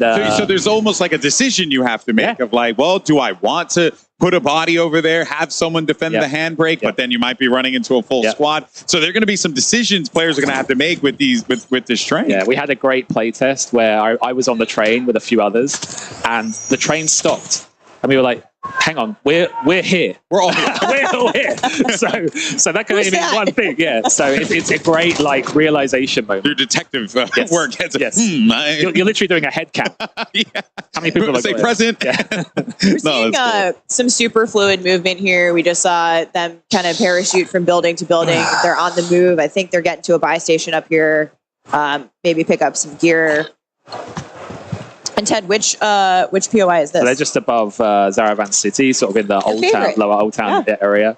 Again, I love the style and the theme. Like this has that kind of Al-Mazrah like feel to it. Yes. And of course, fictionally, in the Great Modern Warfare universe, Urzikstan shares a border with Al-Mazrah. It does. Yeah. Okay, I just love how deep into the lore you are. I am a lore head. Yeah, I'm a lore head too, so it makes me very happy to see another fellow lore head. When I watch these guys behind us, our awesome creators and community making the story, making their content about the storyline and the narrative, I love it. I'm so excited. And Ted, you always say, they're the storytellers, and you guys are providing them those raw materials to create. I we love refer that. to it as the canvas for them to paint on. It sounds corny, but those are the kind of things that we think about when we think about the types of map and gameplay we want to create. And if you look carefully, I've seen it happen a couple of times already. We have unsuppressed red dots that now show up on the minimap. Okay, Yes, the classic minimap behavior will behave the same way in Modern Warfare 3 multiplayer as it will in Warzone. So that unsuppressed fire visible. How has that added to the game? When you think of something like a big map BR, Battle Royale, it's really important that you know where engagements are happening. Yes. For a lot of players, it could be they want to avoid that area, or for other players, they want to move. Did we get? Personal favorite, I believe this is the cash gulag. Here we go. Let's have a look. We love the money. Well, let's see Pick how up this as much works as you out. can. Let's see if the Ascender comes down. Let's see if they push. Well, they're pushing. I don't know if they're even going to have an opportunity 5 for it. seconds. He's gonna- Oh, let's go. That was good. Oh, so Very now that we clutch. see See the stress in her face. She's the like, relief. yeah. Now that we did see it. the gulag, and of course, shout out to Chica for the clutch there. What are some things that we should be expecting for the gulag? Because that was different. That was different than what we saw before, Alex. Yeah. In fact, we've got some video. Here we go. This is the OG gulag. This is what we're going to be playing 3 lanes. most of the Yep, time 3 lane in the structure, 3 lanes. But Ted, for the first time, there might be some other gulags. Yes. So maybe right on cue, we'll see the night vision gulag. Look at that, No way. So this is something that can happen from time to time. It's a chance of it happening, and we have several of these. And I almost don't want to spoil too much. You talked about the I cash actually one, like. Yeah, we want to later wait on. to see. But and here's the Ascender that we've already mentioned. That if you can get on it and you can get out, you can be shot on the way up. You can be shot from below. But you can also get off of it and make a play jump as off, well. make a play. That's cool. So Okay. we've seen some really interesting play tests of. I remember one of our designers shared a clip where the other player had jumped on the Ascender. They also got on underneath, shot them on the way up, eliminated them, and then made it themselves. It's like a little Matrix moment there, you know? well, You're shooting and down. again, it goes back to the storytellers. Yeah. We want our players to tell the story here. Yeah, Yeah. it's Call of Duty moments, right? And we'll wait to see, if we get some of those other gulags that we're talking about. But it's ultimately you bringing the, implementation of the public event into the gulag mechanic. We're showing them off here today. It may not be like that at launch because we're still obviously in the Warzone Alpha build, but we've got some exciting stuff planned. And our streamers are dialed in. They're there was a tone shift when we went into Warzone in the venue. They're having a Feel good the time. tension where everyone's like, well, here's my opportunity to pop off They came here in to front compete. of the world, in front of their creators. And it is great that these creators, the passion and the time that they put into Warzone, has to feel rewarding for you being a part of a team that has built this system. Yeah, right? I mean, at Raven, we have to cater to so many different player types. When you've got millions and millions and millions of people playing your game, you've got these creators who play 10 to 12 hours a day, 7 days a week. But equally, we know that we have people who jump on a Sunday with their buddies and just want to have some fun. So we always try and find that sweet spot of our mechanics where something like the train, anyone can jump on the train and have a fun time with the train. Yeah. But equally, we've made changes, for example. Oh, it's happening. Oh, here we Okay. go. Hit the Is this brake, off hit the the brake. rip? Yeah. Here we go. Hit the brake. Oh, Okay, now I hope she turns around the front. Oh, she's getting pushed behind. Oh, we've got a lot of action. Oh no! Oh, I'm not sure that was the smart play. No, they were both getting off of it. Oh, okay. That was smart. That was smart. Yeah, Noisy Butters was like, guys, I'm out. Yeah, I'm out. Yeah, not worth it. Oh man, that is going to be a sweaty drop. Yeah, I mean, she was seconds away from pulling the brake there, and that would have just caused complete chaos. For the map. And pretty soon here, we're going to have probably a winner of our first match. So Yeah. hopefully we got the news. I mean, they've come here to win. Yeah, we're jumping around between streams today, and hope you guys are obviously checking out your favorite creators' streams here at COD Next. Really, really cool stuff. What else? Should we be looking forward to here, right? Because I know, you guys are doing some creative things with, the contracts and different things like that to really get people in the game to move around, interact a bit more, cause some more chaos. Yeah, I mean, yesterday, we started talking about some of our quality of life improvements. Yes. Assault rifle. And I think one of the biggest cheers we got from this group was that we brought pistols underwater. So if you're swimming underwater, you will always have a pistol. Nice. And I did not expect that to be the biggest cheer, but it shows the love that this group and I think our wider community, it's reflective of them too, have for those small detail touches that just improve the gameplay loop as a whole. Yeah, quality of life definitely been top of mind. Building this map out, it's as you said, it's something that Raven thinks about. Building Warzone from the ground up, and a lot of those quality of life changes that we've even made in the live game in the last year. Yeah. Expect them. Carrying them forward. So everything that you've played and seen, we've made over 100 quality of life improvements to the Warzone of this year. everything carries into to the Warzone of the year. This is fun. So Yeah. Yeah. And also, Nothing's left behind. you guys also were some of the movement as well, right? Because I'm noticing like the slides are going a little far. Yes, Right? yes. Like So yeah. across the board, like anywhere where we could just tighten No, it up and verdade, again, working desculpa. with Sledgehammer, we've taken that opportunity. That's Yeah, really I actually want to talk about that because I said earlier that, Warzone shares the same foundation, that foundational gameplay with Modern Warfare 3, so movement mechanics, all of those things. But you've put your own, touch on specific things tuned a little bit more specifically for VR. Do you want to talk to us a little bit about, how some of those perks might work a little bit differently in Warzone specifically versus MP? Yeah. So on the Warzone side, we felt that this time around was an opportunity to have some unique perks only for Warzone. Because again, it's a big map. We have different player styles, different motivations. So different experience too. My personal favorite is Combat Scout. Okay. Now I'm adding that because I like it. Okay. That is very much a perk. I also like it. I am not going to go on the internet for several hours after this. That's the beauty of perks. Like the perk there should be variety. There should not be an optimized path. It should be that when you jump into the game, you don't know. You're going to be surprised at people that equip. I expect some of this group will probably equip Shrouded, which is that when you get downed, you will automatically drop a smoke grenade. That adds a really new dimension to it. And then equally, I think another one will be Resolute, which is when you get shot and you take a hit, you move faster to get out of dodge. So Oh, that's cool. So good opportunities for, especially for like field, like a wide open field traversal. Get shot, get a speed boost, get down. Potentially, a smoke comes down, your teammate can back you up. There you go. That's That's really the kind of variety that we're looking for. Yeah. Well, I will definitely run with the smoke bomb one because I know that is going to be me. I'll run the evasion perk. You'll run the Team up, evasion we'll one. drop some duos. It'll be There's going to be some super fun. interesting mixes. Yeah, that's really cool, and it's almost like giving the character, giving the players, like as it's been said time and time again, right? That freedom of choice to be able to get really clever with like how you want to approach that, and it Tune feels your like play style. tune that play style. Feels like Excellent player agency. We want the stories, etc. Yeah, and we're back into Gulag again. I see Oh some boy. tactical crouching, Okay. preparing for battle. Will we see the long rumored Ascender?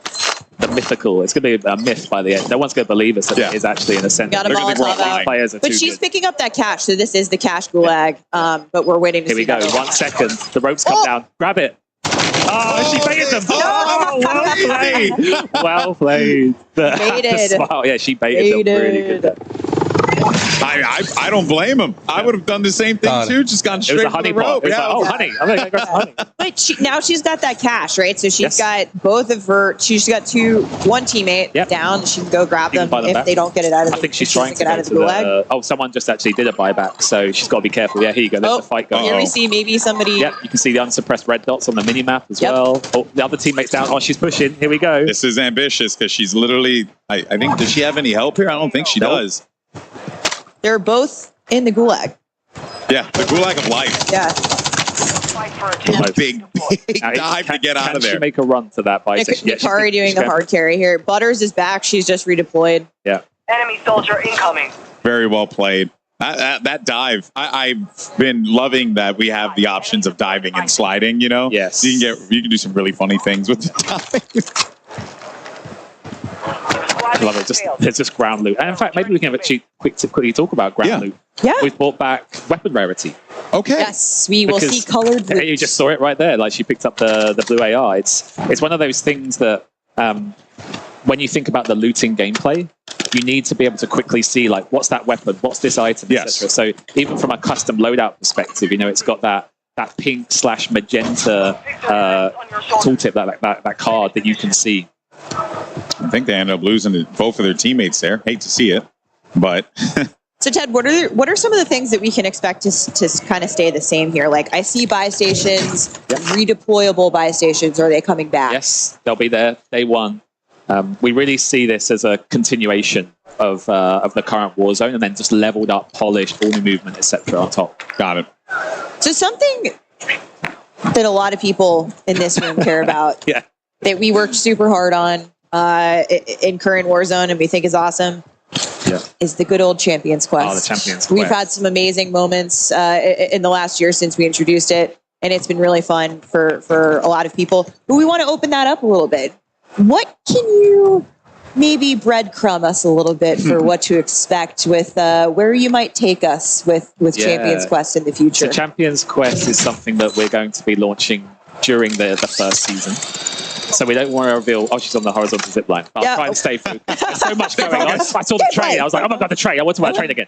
But no, Champions Quest. It's been a huge success for us all year long. You know, that ability to nuke the map, the challenge of doing it is just unbelievable. Yeah. So what we want to do for next year's Champions Quest is allow players to steal it from the team who is doing the Champions Quest. You can only steal it once. Okay. So it's only once. It's not going to change. If you see a team is doing it, push them, be the first, take them down. They'll drop the contract, they'll drop the pieces. You can pick it up and try and take it through to the finish.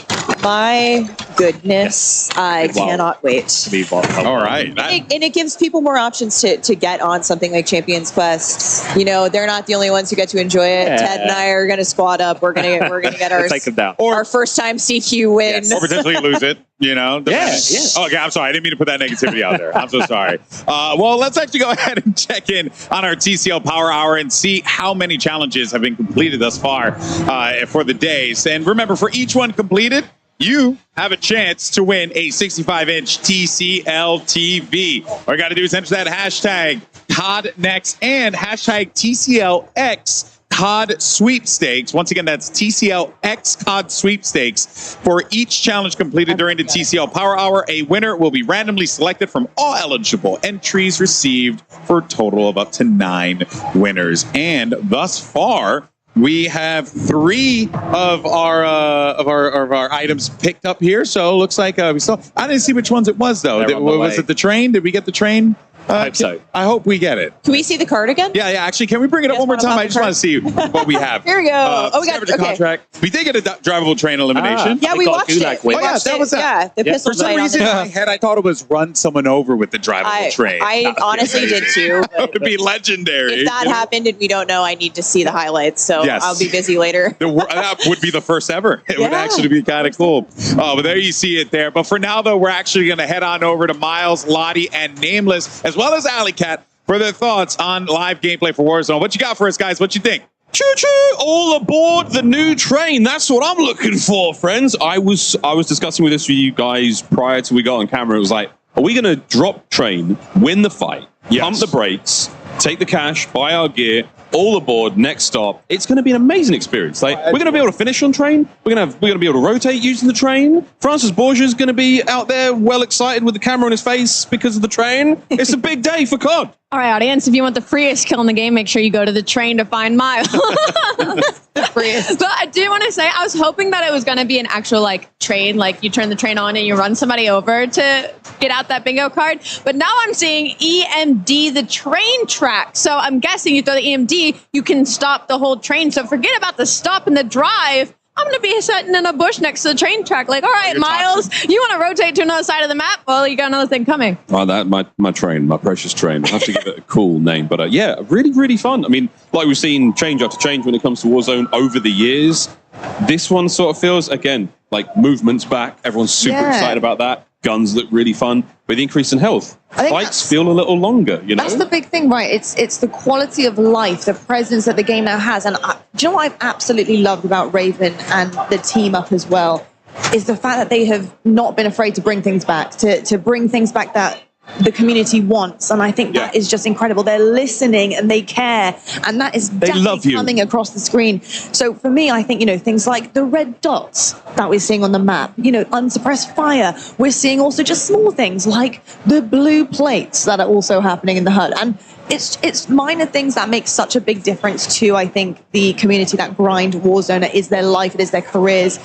Many of them in this room right now. It's massive, and it's really exciting to see. Also, the quality of life upgrades. We heard them talking about the unique perks that we're going to have in Warzone. Like the Shrouded is massive, right? You drop a smoke when you get knocked. We already do that in Warzone. We throw a smoke at our teammates. Sometimes you don't have one. Now that it's going to be an actual perk that you can grab, huge. Also, when you start to get shot, you talk about the health now, which is great, having 150 health. Well, now when you get shot, you move faster. So not only do you have that extra health to survive and evade enemies, you also have the faster movement with MW3 that they're bringing, and a perk that even allows you to get faster, because we know there are some players, come from myself, who's a bit more competitive. You like to get, a little bit more aggressive and get in those 1v4 situations. You have the ability to do that, and it's all up to the player, which is great. There is one more perk which wasn't brought up by Ted, but Irradiated, which has got something to do with how you interact with the gas, but more on that later. Ha ha ha. Plenty more cool changes though. I mean, we've seen different field upgrades, we've seen different, kill streaks, the Guardian being involved as well. I mean, that's something that I think Black Ops 4 players remember a little differently. This one doesn't kill you though, this just slows you down. It's like a gigantic stun grenade spotlight. Put it in a doorway, Miles. Put it in a doorway, but the range on that bad boy is crazy. Look, if that thing's good enough to slow down the Incredible Hulk, it's good enough for COD. That's all I'm saying. It certainly is indeed. I just want to say that I'm so excited to see how our creators, our streamers, the community react to this, especially when you check the timeline and seeing kind of what the noise is about. And Ali, looking across Warzone right now and the way that Warzone has been pushed forward, not only in terms of the map, and a lot of people talking about Verdansk and how much they miss it, the nostalgia coming forward, I think, from Urzikstan really does kind of give that reminiscence of Verdansk in terms of the way it looks and feels, the openness. We also have moments and places like Superstore, etc. There are drops there for everyone who wants to get a battle in and perform at the highest level. Yeah, and I think something that's crazy about Warzone specifically is the fact that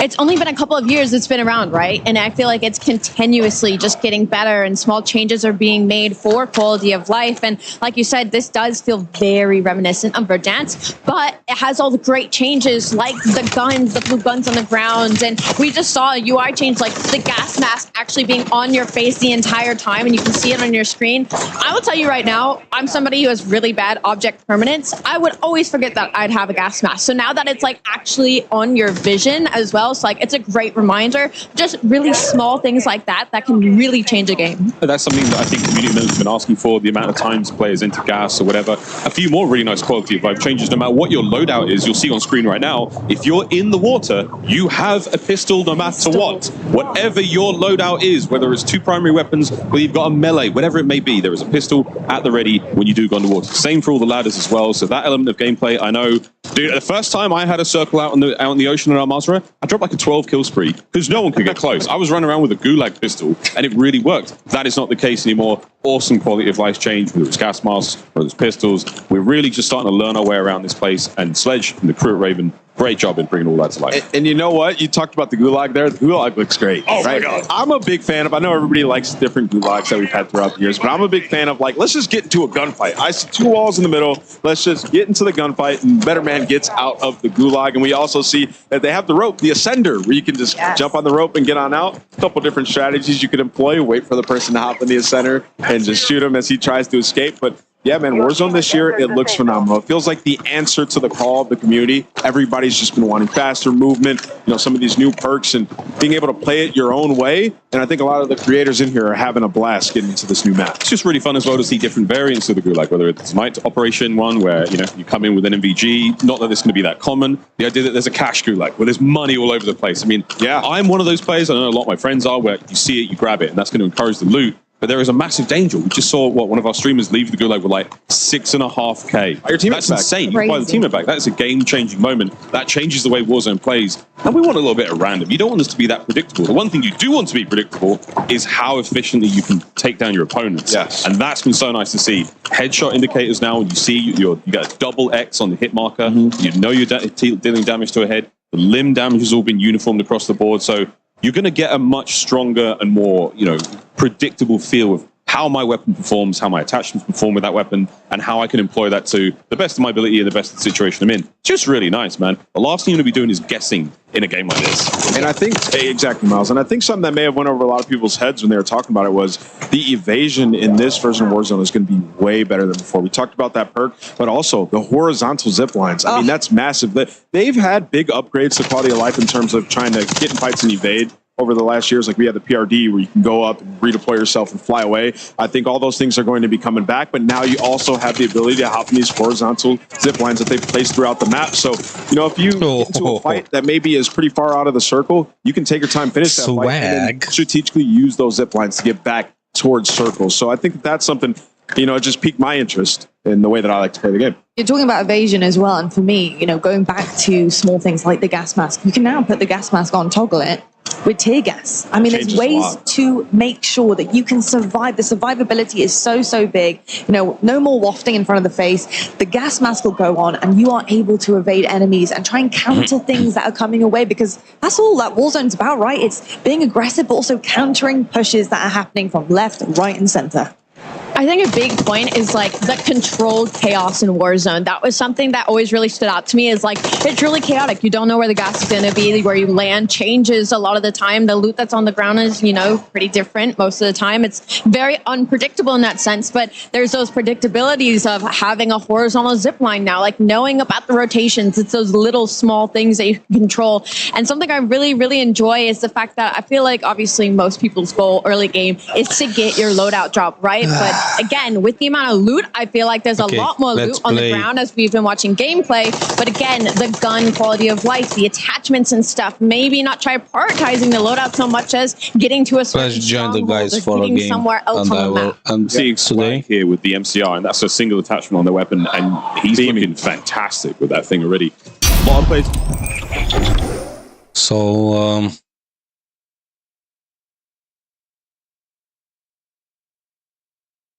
I will join the guys.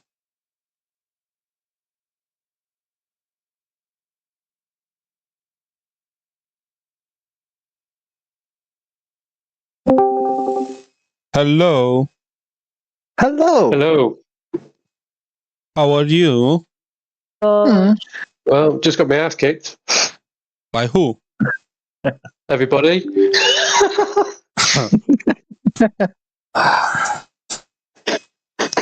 They gang raped me, mate, on that map. Alright, just quickly pause the party for a bit.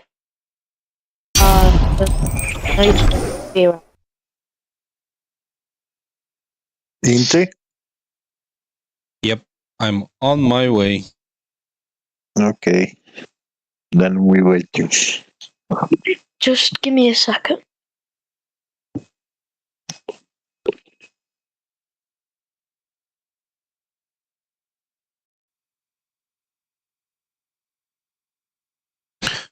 Oh man, it will be fun. Oh. Did you sit and watch all of that? Huh? Did you sit and watch all of it? What? That next. Yeah. It's not finished yet. Really? How? But, oh my god. It will be so fun. Multiplayer will be something else. Like, something else. You will get 150 life. So that means it's almost like the time to kill in Warzone. So you won't get like one shot from a shotgun or whatever, or from a pistol. You need to fight to kill someone.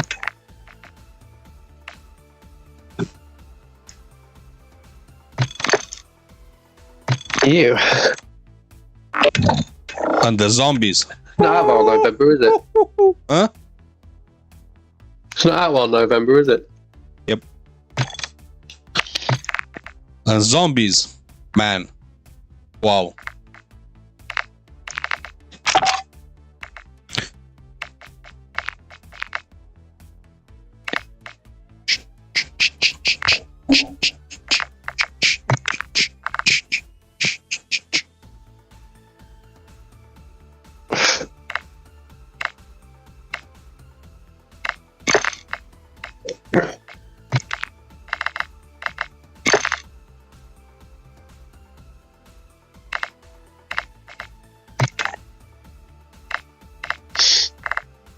Ready? Oh man. Yeah, I'm ready. 1 sec. Okay. 1 second. No, I think we've waited long enough for you, Razvan. Chop chop. Fair enough.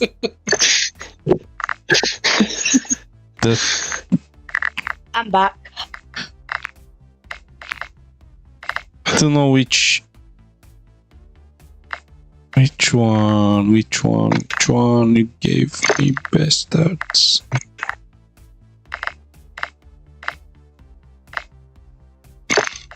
Anyway, I'm not gonna stay long.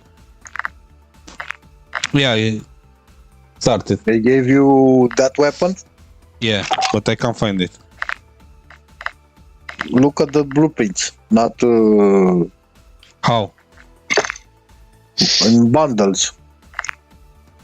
So I need to go to my bundles. My bundles are. Let's see there. Weapons. I don't know where you have your bundle. So where are my bundles? Such a help. Battle Pass store, yeah. Customize. My bundles. My bundles are in there. I have Solo YOLO, which was from how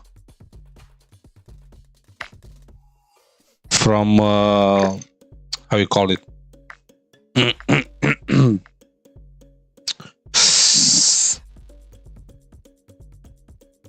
The World of Warzone.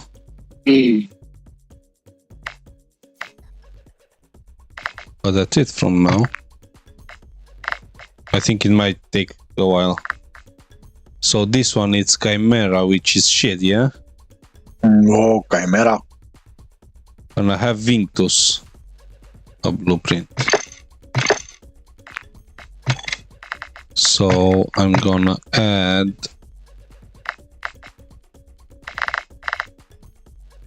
the Vinctus to my M4. Wow, okay. Then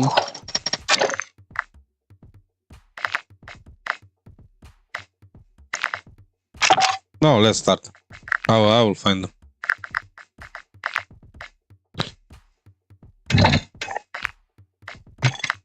Because I don't know exactly which one is.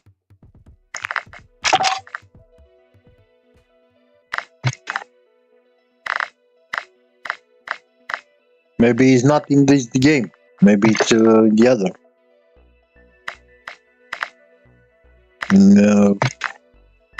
Free. This weapon is, maybe that weapon is not in this game because I didn't see it anywhere. But it looks like Bullfrog minibus. I don't think it's Bullfrog.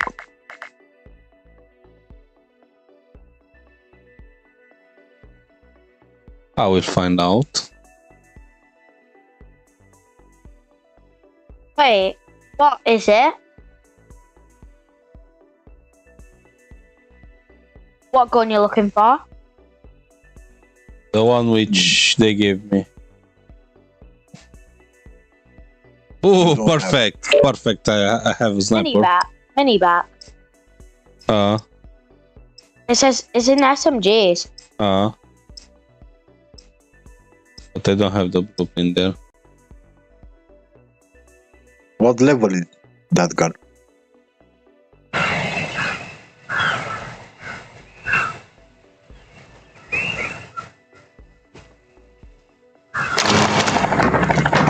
Looks like a ISO. Strange. So, do you know CODS 2019? How if you bought some bundles, would you carry it forward to this game? Got your cover. I don't know. Maybe.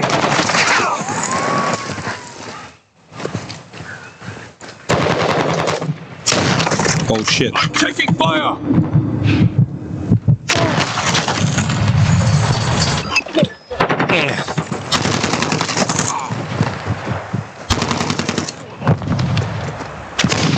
Go to that part. What the fuck is happening? Buzz, what you doing there? Hostile UAV in the sector. I want long shots. Fuck is Damien? You lose. I got one. Stun grenade out. Just 5 more to go. Check fire. Hey, it is me. 4 more to go. Oh! Yeah, there was a guy behind you, mate. I saved your life. Reloading. How the fuck did you? That's who you're shooting at.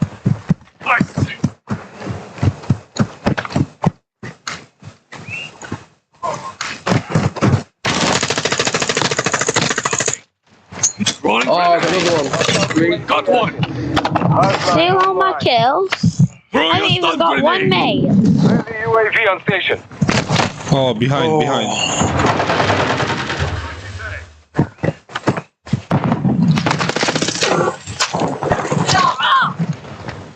Of course.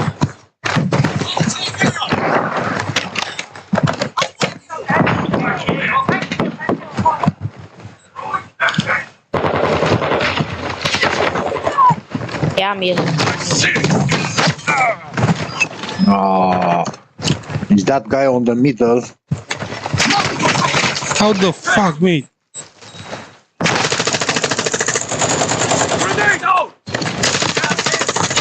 Everyone is here. What the f... Hostile UAV overhead.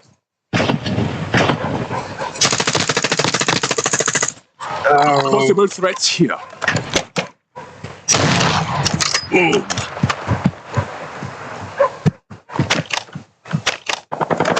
How does he know, mate? He don't even see me.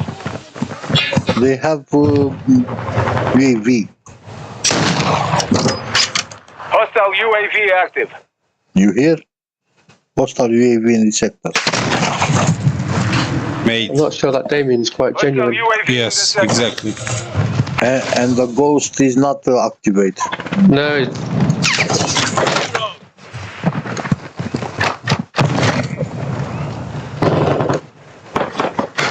No, that Damien's not genuine, mate. What he keeps doing. No, Noms had something too. The first on the. Hostile UAV overhead. Do you think he's hacked? Both have something. Watch your fire.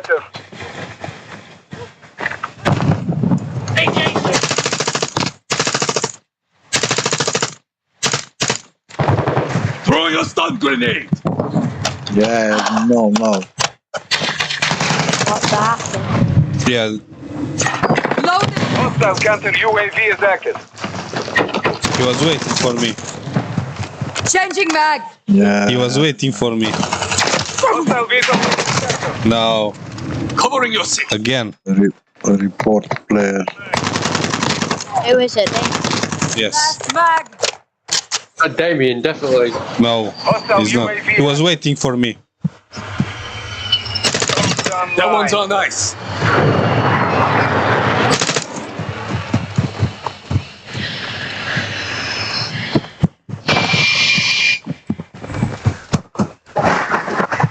Hostile UAV overhead.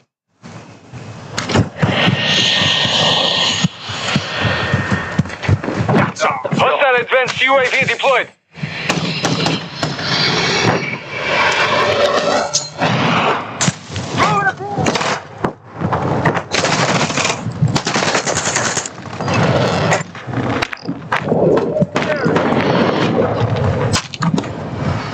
And this Nazi kid is on. I'll get you fixed up. Jeff Rostus. Fighting me yet. Dad needs to fix his damn loadouts, mate. All of these are crap. Jeff Rostus.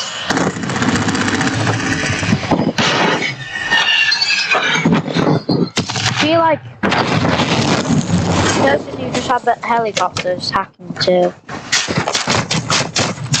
Yeah, this Nazi kid. He knows exactly where I am, and I once I even had dead silence. Whoa.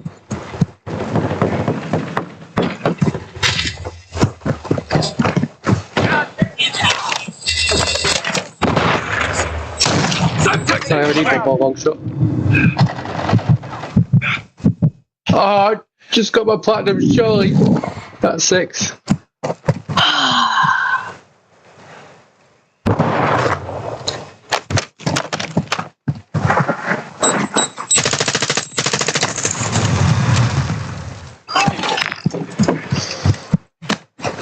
That Damien's cheating like fuck, mate. I've never seen such cheating in my life. Covering your 35 kills. And this numpsy kid especially, he knows exactly where all of us are. Wow, of course I'm kill cam. Mission failed. Return to base. Mate, this game's so... Nice hacks, you pair of fucking faggots. Exactly.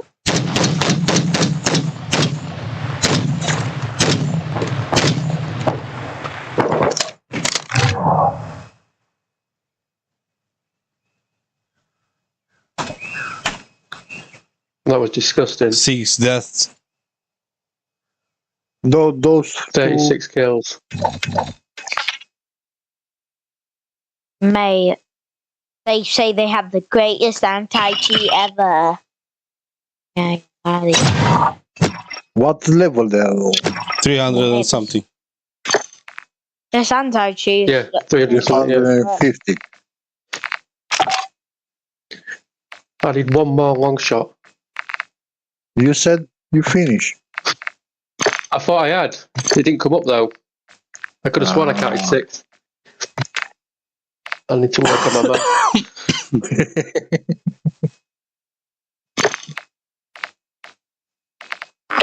Right, I want to find him in real life and smack him straight in there.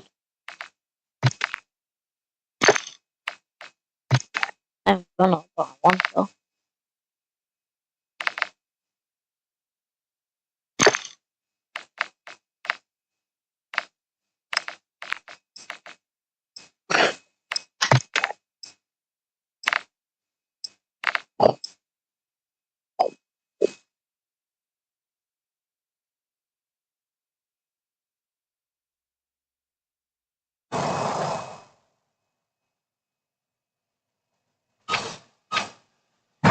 Right, finally a good map.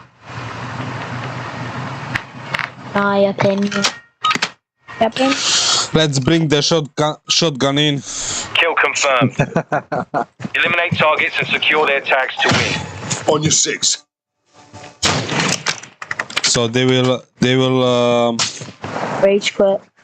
They will nerf this shotgun when the spawn.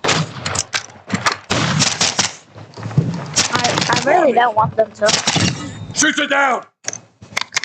But also, they kind of have to. Left. They're dead. Oh, never mind. Taking effective fire! EKIA confirmed. Fuck's sake. Kill the fucker. Hostile UAV in the area.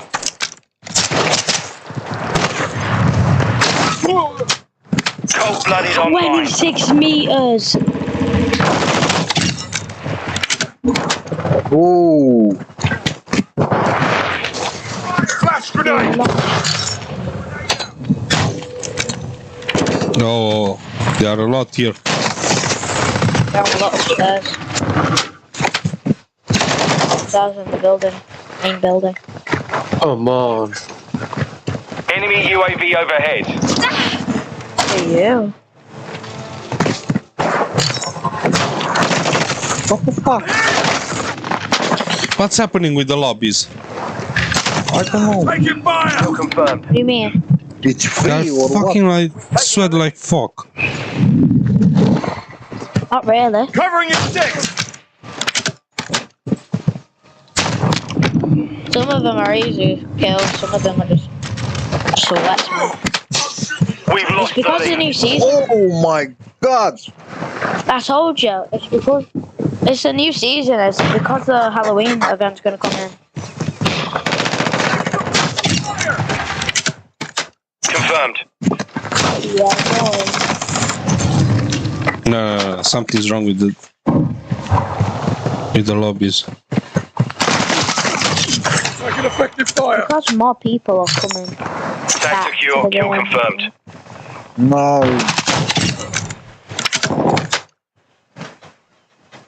Oh, come on. 11 just full on killed me. Spotted that one. There are like 3. Confirm that one. They are a team.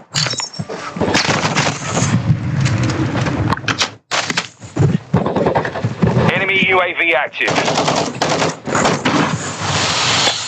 Oh, cool that. Hostile UAV in the area. What the fuck? They are all a team. Maybe they don't have tags, but they are all a team. Contact. Nah, we need to stick together, mate. Right behind you, mate. Contact. They're all just over there. There's one there too. Oh my god! Incoming. One guy just jumped, was like fucking frog. Mate, what you saying? Nah, this level 11. 19 kills. Mate, they're all just camping up top, mate. I do not understand.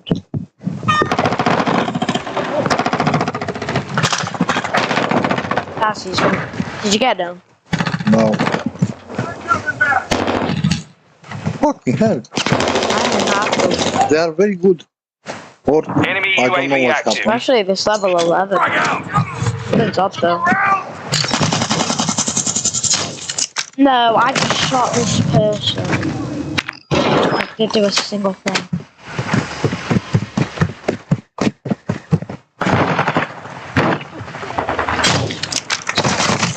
Mate, how the fuck he shoot me once? Enemy UAV overhead. Exactly. How are you? Second round. Mate, I hate John, stay with it. Kill confirmed. Wait. Got your back. Lay down. Hostile SAE near your position.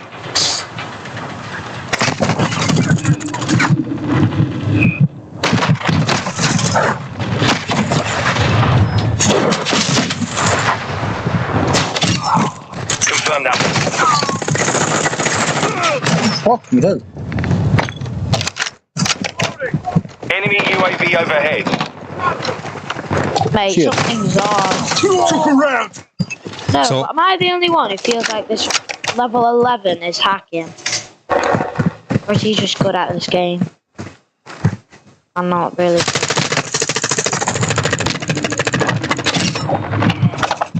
What the fuck?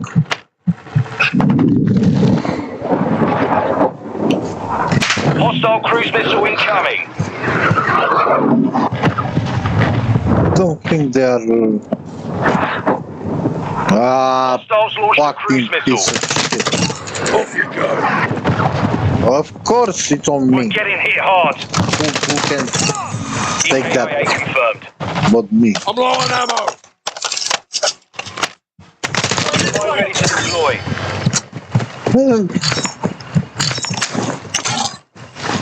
Trophy system online. Mate, this uranium.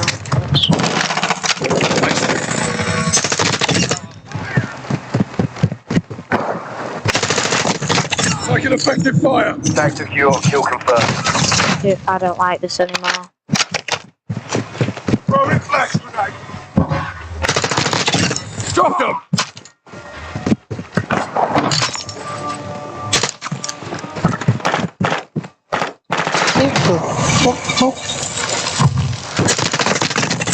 Taking effective fire. Hostile UAV in the area. Confirmed.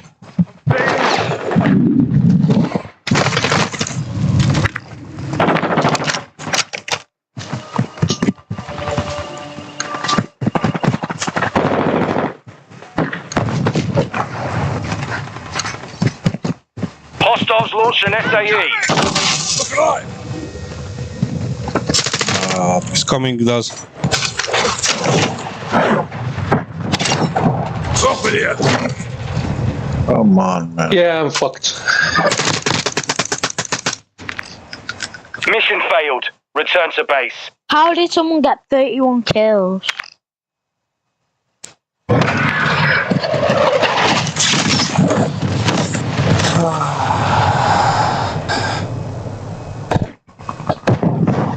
I think I'm gonna stick with my M4 today. I would just have to one more long shot. One. Mate, just get a long range shotgun. This was the last one for me. I will play one more. That's it. I'll play DMC.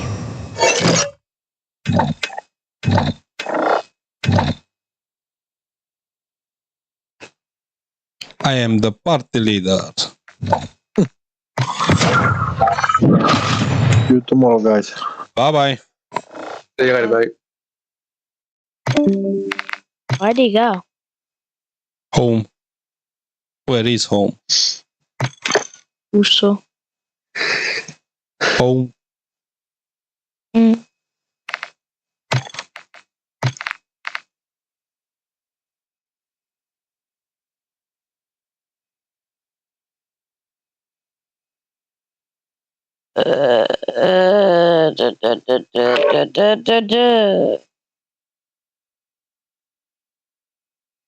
Oh, not this one.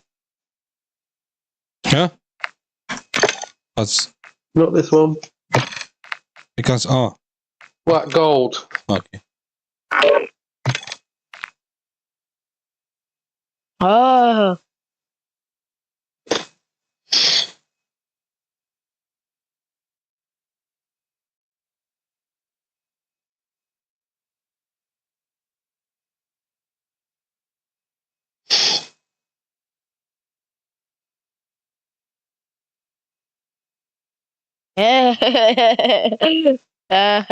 It's the same one.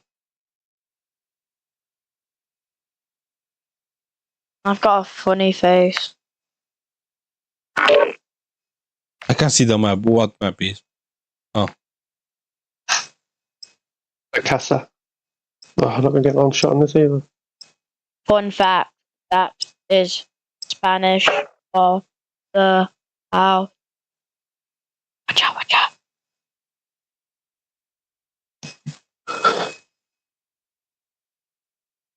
I honestly don't know what loadout to run for this.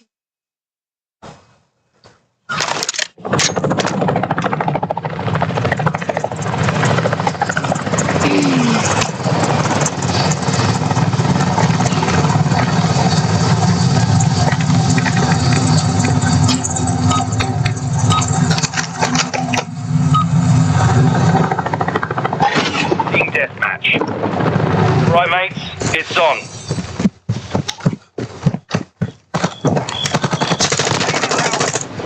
There's blood. Using drill. Changing mud. Fuck out! Taking effective fire.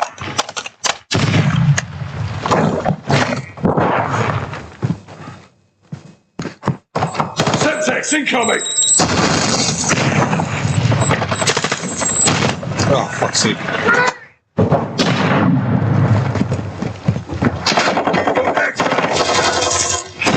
Nice drill charge.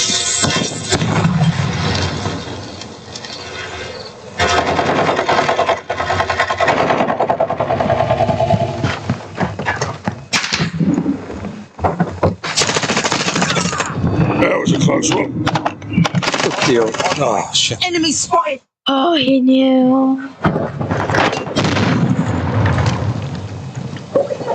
Did you kill him, Daz? No. I have now.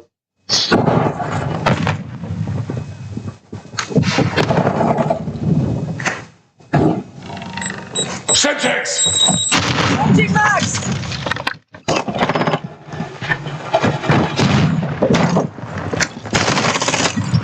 Fucking hell. Fusion drill charge. Friendly UAV online. Got your 6, mate! Throwing flash grenade.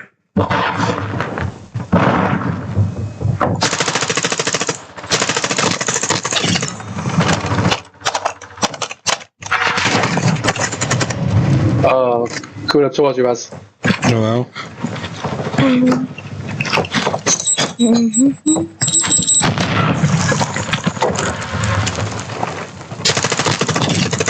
Off you go.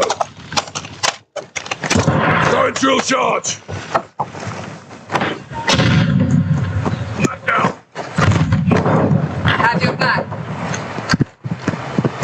Throwing flash grenade. Oh.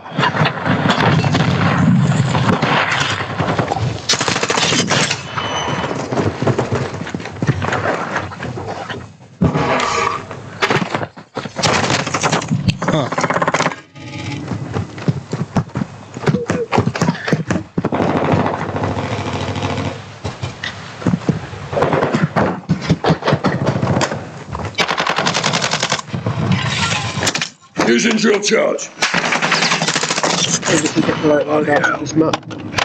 Flash out.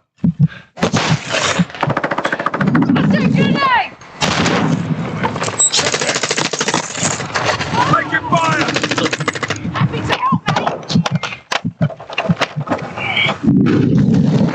What the fuck?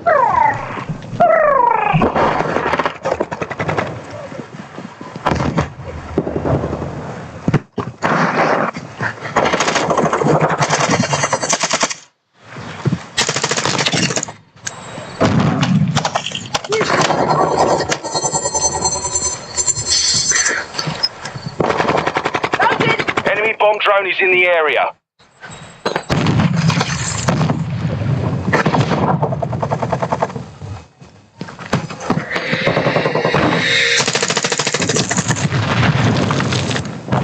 You're halfway to mission complete. Stay sharp.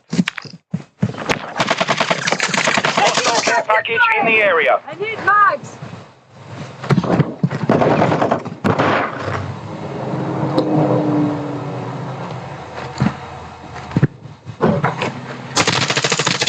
X-ray down. What? Cell counter UAV overhead. Wait, I don't even know where everyone is. Station. They're trying to be stuffed. Throwing drill charge. Covering your 6. Throwing flash grenade.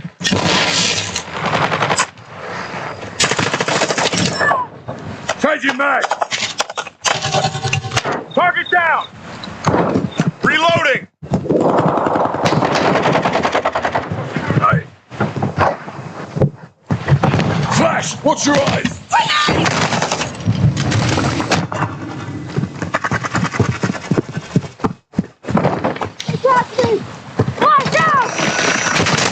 UAV online. I know where you are, you. Enemy UAV active.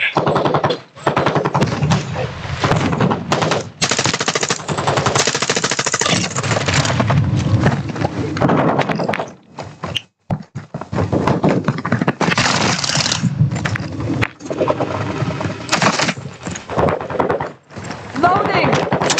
Using drill charge. Covering your 6. Taking fire.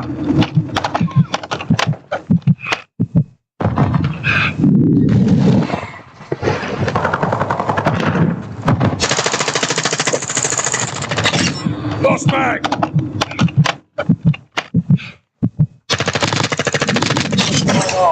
Semtex. Buster mine deployed.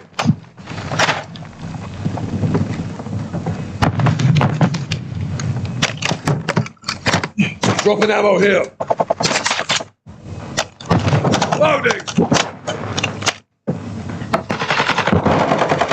Enemy down.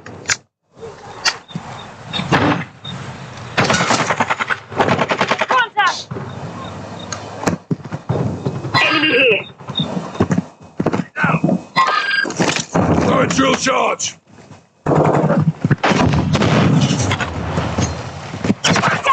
Hostile cluster mine deployed.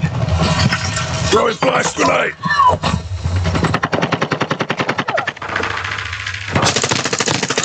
Standing by. Requesting close air. Target marked. Next two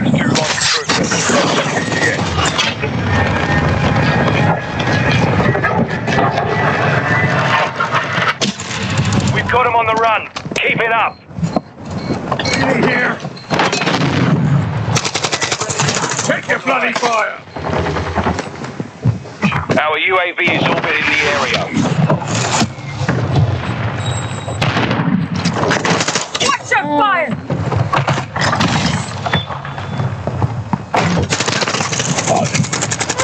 That was close.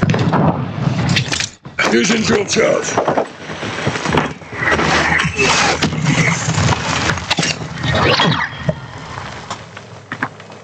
Mission complete. Solid work.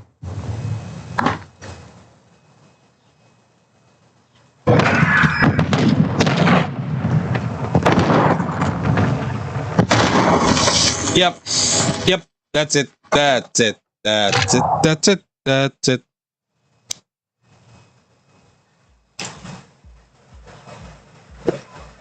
$23 kills, 18 deaths. I just wanted to play DMZ. Play DMZ. Yeah, but not alone. Well, that's it for me. Not playing DMZ Me too, alone. mate. See you later. Bye bye. Good night. Bye. Bye.